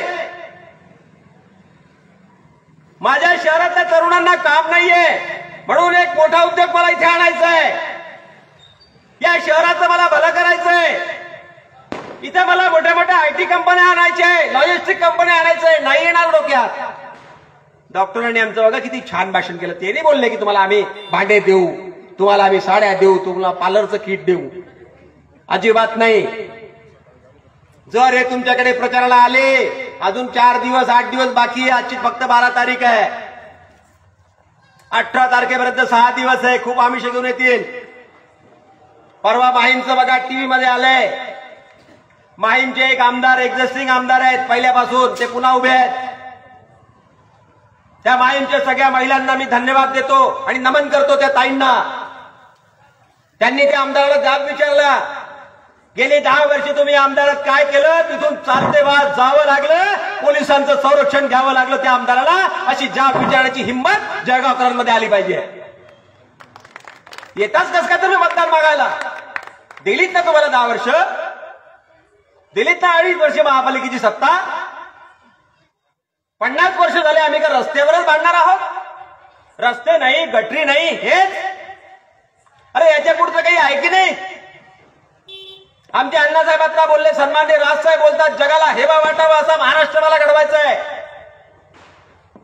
डॉक्टर साहेबांचं विजन आहे, महाराष्ट्राला हेवा वाटावा असं जळगाव शहर मला घडवायचं आहे. द्याना निवडून एखाद्या चांगल्या माणसाला. गर्दी नसेल, साधारण मुलं आमची भाषण करतायत, प्रस्तावित पक्षात ती पण संधी मिळत नाही. सन्माननीय राजसाहेब ठाकरेंच्या पक्षामध्ये सर्वसामान्य घरातील लोकांना संधी आहे, सर्वसामान्य घरातील तरुणांना संधी आहे. जग जब जब जिस पर हंसा है, इतिहास उसी ने रचा है. योगेश पाटील, तुझं भाषण वाया जाणार नाहीये मित्र. श्रीकृष्ण मेघडे, तुमचंही भाषण वाया जाणार नाही. निकम, तुझंही भाषण वाया जाणार नाही. जितेंद्र पाटील, तुमचंही भाषण वाया जाणार नाही. विनोद शिंदे, तुझंही भाषण वाया जाणार नाही. किरण, तुझंही भाषण वाया जाणार नाही. आणि डॉक्टर साहेब, आपण तर आमदारच होणार आहात. तुम्ही जे बोललं तेच होईल. होतील. जनता जागृत होतीये, लोकांना कळतंय. आपण 15 लोक जरी फिरत असू, लोकांना कळतंय हे इमानदारीवाले सगळे. बाकी सगळे बेईमान आहेत, त्यांच्यासोबत कोणी येत नाही. पैशांचा रिचार्ज मारावा लागतो तेव्हा येतात. इधर रिचार्ज कुछ नाही आहे, इमानदारीचे. स्वतःच्या खिशातून पैसे खर्च करून गेली 18 वर्ष सन्माननीय राजसाहेबांचा पक्ष चालवणारी ही लोक आहेत. ही काही मोठ्या घरची लोक नाही आहेत. एखादा विचार घेऊन जायचा असतो आणि या महाराष्ट्राला विचार देण्याचं काम सन्माननीय राजसाहेब ठाकरे गेली 18 वर्ष करतायत. पोट तिडकीने बोलतायत. राजसाहेबांसारखा नेता रोज तुम्ही भाषण ऐका, एकही दिवस बोलत नाही की आम्ही हे सुरू केलं, आम्ही ते सुरू केलं, आम्ही अमकं सुरू केलं, आम्ही ढमकं सुरू केलं. नाही. साहेब म्हणतात या महाराष्ट्रामध्ये मराठी भाषेचं जतन व्हावं, या माझ्या महाराष्ट्रातील तरुणांना महाराष्ट्रात नोकऱ्या मिळाव्या, छत्रपती शिवाजी महाराजांचं गड किल्ल्याचं संरक्षण व्हावं बोलतंय का कुठला नेता? हो का काय बोलतंय? नाही बोलणार. त्यांना नाही कळत महाराष्ट्र. त्यांना सत्ता हवी आहे. इकडून तर तिकडे, तिकडून इकडे. आमदार कमी आले त्यांचे आमदार घ्या, इकडून आले त्यांचे आमदार घ्या. खुर्चीत मात्र आम्ही बसू. खुर्ची पाहिजे, खुर्ची. आणि यांना जर का रोखायचं असेल तर सन्माननीय राजसाहेब ठाकरे यांच्यासोबत आम्हाला जावं लागेल. हा संघर्ष आहे. हरिविठ्ठल नगरवासियांना सांगतो, उठाव करा, जागे व्हा, एक व्हा आणि सांगा सगळ्यांना आम्ही सत्ता दिली, संधी दिली, खुर्ची दिली. आता नाही देणार. आता फक्त राजसाहेब ठाकरे हा आवाज निघाला पाहिजे प्रत्येकाच्या मनातून. आणि आम्हाला पूर्ण खात्री आहे, गेली 15 दिवस आम्ही फिरतोय, प्रत्येक हेच सांगतोय, प्रत्येक नागरिक सांगतोय, व्यापारी सांगतोय, डॉक्टर बांधव बसले बघा, सिनियर डॉक्टर येऊन बसले, सगळे सुशिक्षित लोक सांगतात की नाही आम्हाला या शहराचं भाग्य बदलायचं आहे. आम्ही भाजी बाजारात फिरलो, भाजीवाली ताई म्हणते नाही भाऊ आम्हाला आता सुशिक्षित आमदार पाहिजे. काल एक व्यापारी भेटले आम्हाला रेल्वे स्टेशन रस्त्यावर, आम्हाला सुशिक्षित आमदार पाहिजे. मी प्रस्थापित एक पक्षाचा बूथ प्रमुख आहे, पण मी तुमच्यासोबत फिरेल ही सांगण्याची हिंमत लोकांमध्ये आलेली आहे. मग ते आमच्यात काय येऊ नये? यायलाच पाहिजे. जर आम्ही सन्माननीय राजसाहेबांच्या विचारधारेवर पक्के असू, जर आम्हाला सन्माननीय राजसाहेब ठाकरे यांचे भाषण आवडत असतील, जर राजसाहेब म्हणतात की मी या महाराष्ट्राला अर्पण केलेलं आहे, असा एकच नेता आहे हो. फक्त टीव्हीत भाषण त्यांचे बघू नका. विरोधी पक्षातील लोक पण असतील, त्यांच्या घरच्या महिला पण आम्हाला म्हणतात की तुमच्या साहेबांचं भाषण सुरू झालं की आमचे साहेब पहिले ते बघतात. म्हणून सन्माननीय राजसाहेब ठाकरे सगळ्यांना आवडतात आणि आवडत असतील तर संधी देणं आपलं काम आहे. या महाराष्ट्रामध्ये 140 उमेदवार सन्माननीय राजसाहेब ठाकरेंनी उभे केलेत आणि आम्हाला पूर्ण खात्री आहे त्या विधानसभेमध्ये संपूर्ण महाराष्ट्रातील जागृत जनता सन्माननीय राजसाहेब ठाकरे याच्या इंजिनलाच मतदान करणार. पहिला आमदार मला पूर्ण खात्री आहे जळगाव शहरातून जाणार. नंबर 1 मिळालाय कारण इंजिन आहे आणि मागचे डबे इंजिनलाच लागतात. म्हणून तुम्ही इंजिन आहे, तुमच्या मागे सगळे डॉक्टर आहेत, चिंता करू नका. 20 तारखेला मतदान होईल, 23 ला आपलं इंधन सुसाट मुंबई. आणि डॉक्टर साहेब शपथ घेतील, मी शपथ घेतो की जळगाव शहराचा विकास करणार. आमदार म्हणून तुम्ही जाणार आहे. हे जाऊ द्या, यांच्या रॅल्या जाऊ द्या, मोठ्या वर्तमानपत्राच्या जाहिराती जाऊ द्या, वर्तमानपत्र बघूच नका. 20 तारखेपर्यंत वर्तमानपत्र वाचू नका, तिथली गर्दी बघू नका. शेकडोंचा प्रवेश, 100चा प्रवेश, 500चा प्रवेश, फोटोमध्ये 10-20 माणसं, शेकडोंचा प्रवेश. ज्या बातमीमध्ये शेकडोंचा प्रवेश आहे, शेकडो नावं तरी आहेत तो. जागृत व्हा. खुर्चीमध्ये बसण्याकरता सगळ्या अक्कल लावतील, पण तुमच्या तरुणांना रोजगार नाही याच्याकरता बोलणार नाही. सगळ्यात जास्त दुःख मला होतं, मी पण जळगावकर आहे. हरिविठ्ठल नगरवासियांना ऐका, सगळ्यात जास्त आत्महत्या बिचारे तरुणांमध्ये नैराश्य येतं. आमचे डॉक्टर साहेब बोलले मागे रेल्वे लाईन आहे. डॉक्टर साहेब आपण एक इथे आज आश्वस्त करू, सन्माननीय डॉक्टर साहेब आमदार झाल्यानंतर हरिविठ्ठल नगर परिसरातून, खांडेराव नगर परिसरातून एकही तरुण माझा आत्महत्या करणार नाही. त्याच्याकरता आम्ही रोजगार याच परिसरामध्ये उभा करू, अशी ग्वाही आज सगळ्यांसमक्ष देतो. तरुण लोक आपलं जीवन संपवत आहेत, त्यांना आश्चर्य वाटत नाही. 2 दिवसाचा दुखवटा चालले. काय विकासाला लागतं इथे? खुर्च्या दिल्या असतील तुम्हाला बाकडे सिमेंटचे 500-600 रुपयाचे नाव टाकून, बरोबर आहे का काका? है ना? 600-600 रुपयाचे बाकडे दिले असतील, तिथे नाव टाकले असतील अमोक आमदाराच्या निधीतून. अरे बाबा, खिशातून दिला का? बरोबर आहे ना? त्यांना असू येते सत्य हे मतदान करणार राजसाहेब ठाकरेंना टाळ्या वाजवा यांच्याकरता. आणि जे ऐकतायत ते आणखी 100 मतदान ओढून आणतील मला खात्री आहे. या ताकदीची लोक ऐकतायत, यांच्या मनामध्ये सन्माननीय राजसाहेब ठाकरे आहेत. दुसरं काय आमच्याकडे विकासाला द्यायला आमदाराकडे? मोठे मोठे पोल आहे ना, त्याचं एस्टिमेट 1,20,000. बाजारात जा 20,000 मिळतो. ते आम्हाला मोठं अप्रूव्ह. अरे आमच्याकडे पोल लावला. अरे पोल लावण्याचं काम हे नगरपालिकेचं असतं, आमदाराचं नसतं. आमदाराचं काम असतं माझ्या शहराचा सर्वांगीण विकास व्हावा, चौफेर विकास व्हावा, उद्योगधंदे वाढावे, तरुणांना रोजगार मिळावा. हे काय मोज पोल लावणं एका आमदाराचं काम आहे का? 20,000 बनणारा पोल 1,20,000, 600चा मिळणारा बाकडा 6,000 रुपये. आम्हाला त्याच्यामध्ये आनंद कुठे होता? पण अरे आपल्या मतांवर ही लोक खोके खोके खोके खोके कमवतायत, शेकडो कोटी खोके कमवतायत. 10 कोटी खर्च करू, 20 कोटी खर्च करू, 200 कोटी काढू, हे यांचे धंदे. राजकारणाला व्यवसाय करून बसले.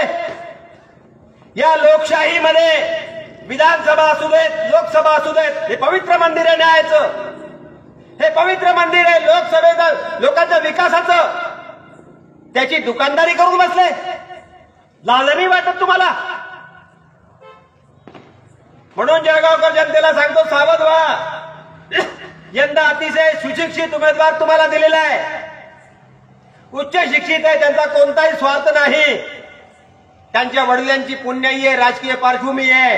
पहिले लोकनियुक्त नगराध्यक्ष, फक्त 5 लोक डॉक्टर के.डी. पाटील सोबत फिरायचे आणि ते इथले नगराध्यक्ष झालेले. तो इतिहास रिपीट होणार. तुमच्यासोबत डॉक्टर साहेब फक्त 15चं असं गृहीत धरा, पण 15 पण इतिहास रचतील याची मला पूर्ण खात्री आहे. आणि या हरिविठ्ठल नगर परिसरातून मी सांगतो सगळ्या जळगावकर नागरिकांना, जागृत व्हा. तुम्ही फेसबुक लाईव्हच्या माध्यमातून बघता आहात. 20 तारीख हा क्रांतीचा दिवस असेल. सन्माननीय डॉक्टर अनुज पाटील साहेब हे सगळ्यात आघाडीवर चालतील अशा बातम्या चालतील. आपण या क्रांतीत सामील व्हा. आपण या मतदानाच्या उठावाकरता सामील व्हा. आपण एका सज्जन आणि सुशिक्षित उमेदवाराकरता जिंकून देण्याकरता सामील व्हा. तुमच्याकरता अनेक आमिष घेऊन येतील, पैसे घेऊन येतील. ठेवा, सोडू नका, आपलाच पैसा असतो. पण निकाल 23 तारखेला लागेल, तेव्हा त्यांनी डोक्याला हात लावला पाहिजे की आतापर्यंत आम्ही लोकांना मामा बनवलं, आज लोकांनी आम्हाला मामा बनवलं. तर आज आपण शपथ घेऊया.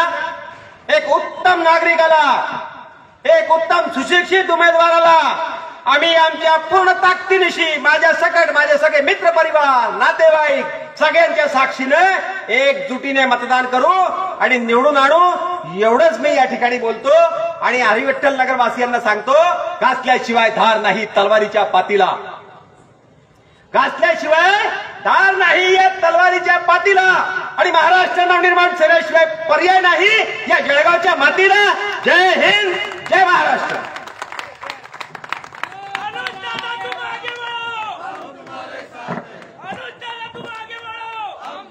धन्यवाद जमीर सर. यानंतर हरिविठ्ठल नगरमधील समस्त मतदार बंधू भगिनी या ठिकाणी उपस्थित राहिले, त्याबद्दल सर्वांचे आभार. तसेच मान्यवर या ठिकाणी आपले योगदान देऊन जे प्रमुख वक्ते म्हणून त्यांनी या ठिकाणी उपस्थित राहिले, त्याबद्दल त्यांचे सर्वांचे आभार मानतो. यानंतर राष्ट्रगीत होईल आणि कार्यक्रम संपेल असं जाहीर करतो. जय हिंद, जय महाराष्ट्र.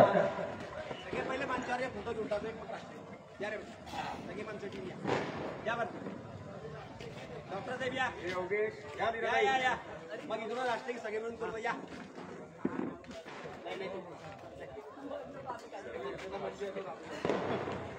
मॅडम तुम्ही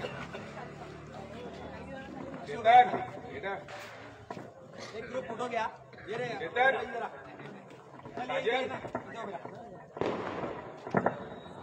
वगैरे एक कॉमन फोटो उभा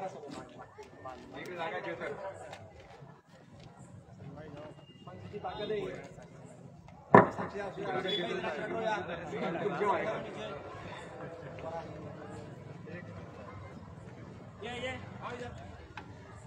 ये संदीप चल पटकन बोलावं लागतं का? चले आधारस्तंभ चालला बाबा. महाराष्ट्र नवनिर्माण सेनेचा विजय असो.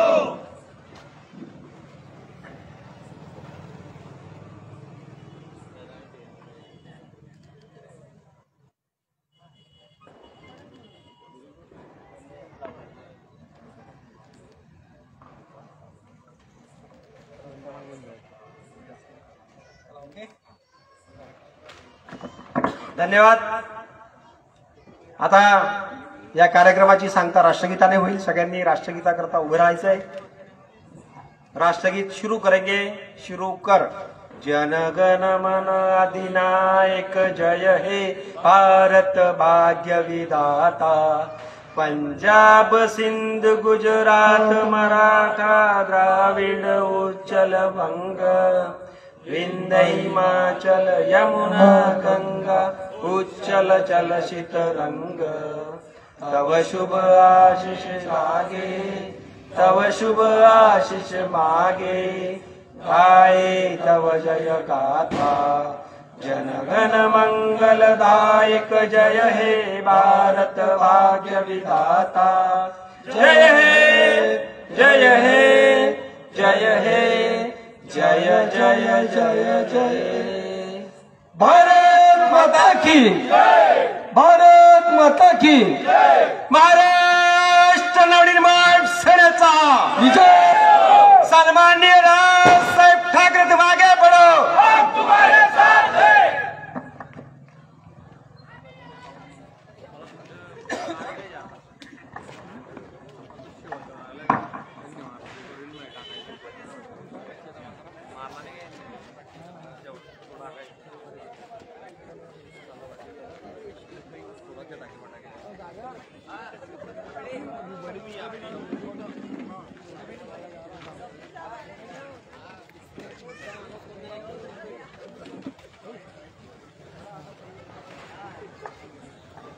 महाराष्ट्र नवनिर्माण सेनेच्या सगळ्या पदाधिकाऱ्यांना, मनसैनिकांनी, सहकाऱ्यांना विनंती आहे, उद्या सकाळची प्रचार रॅली शार्प 9 वाजता शिंदे कॉलनी परिसरातून सुरू होईल. सगळ्यांनी कृपया उपस्थित राहावं ही नम्र विनंती. तसंच 4 वाजता पिंपराळा परिसर, मानराज पार्क, दादावाडी बाजार आहे, आपण संध्याकाळी तिथे जाणार आहोत. धन्यवाद.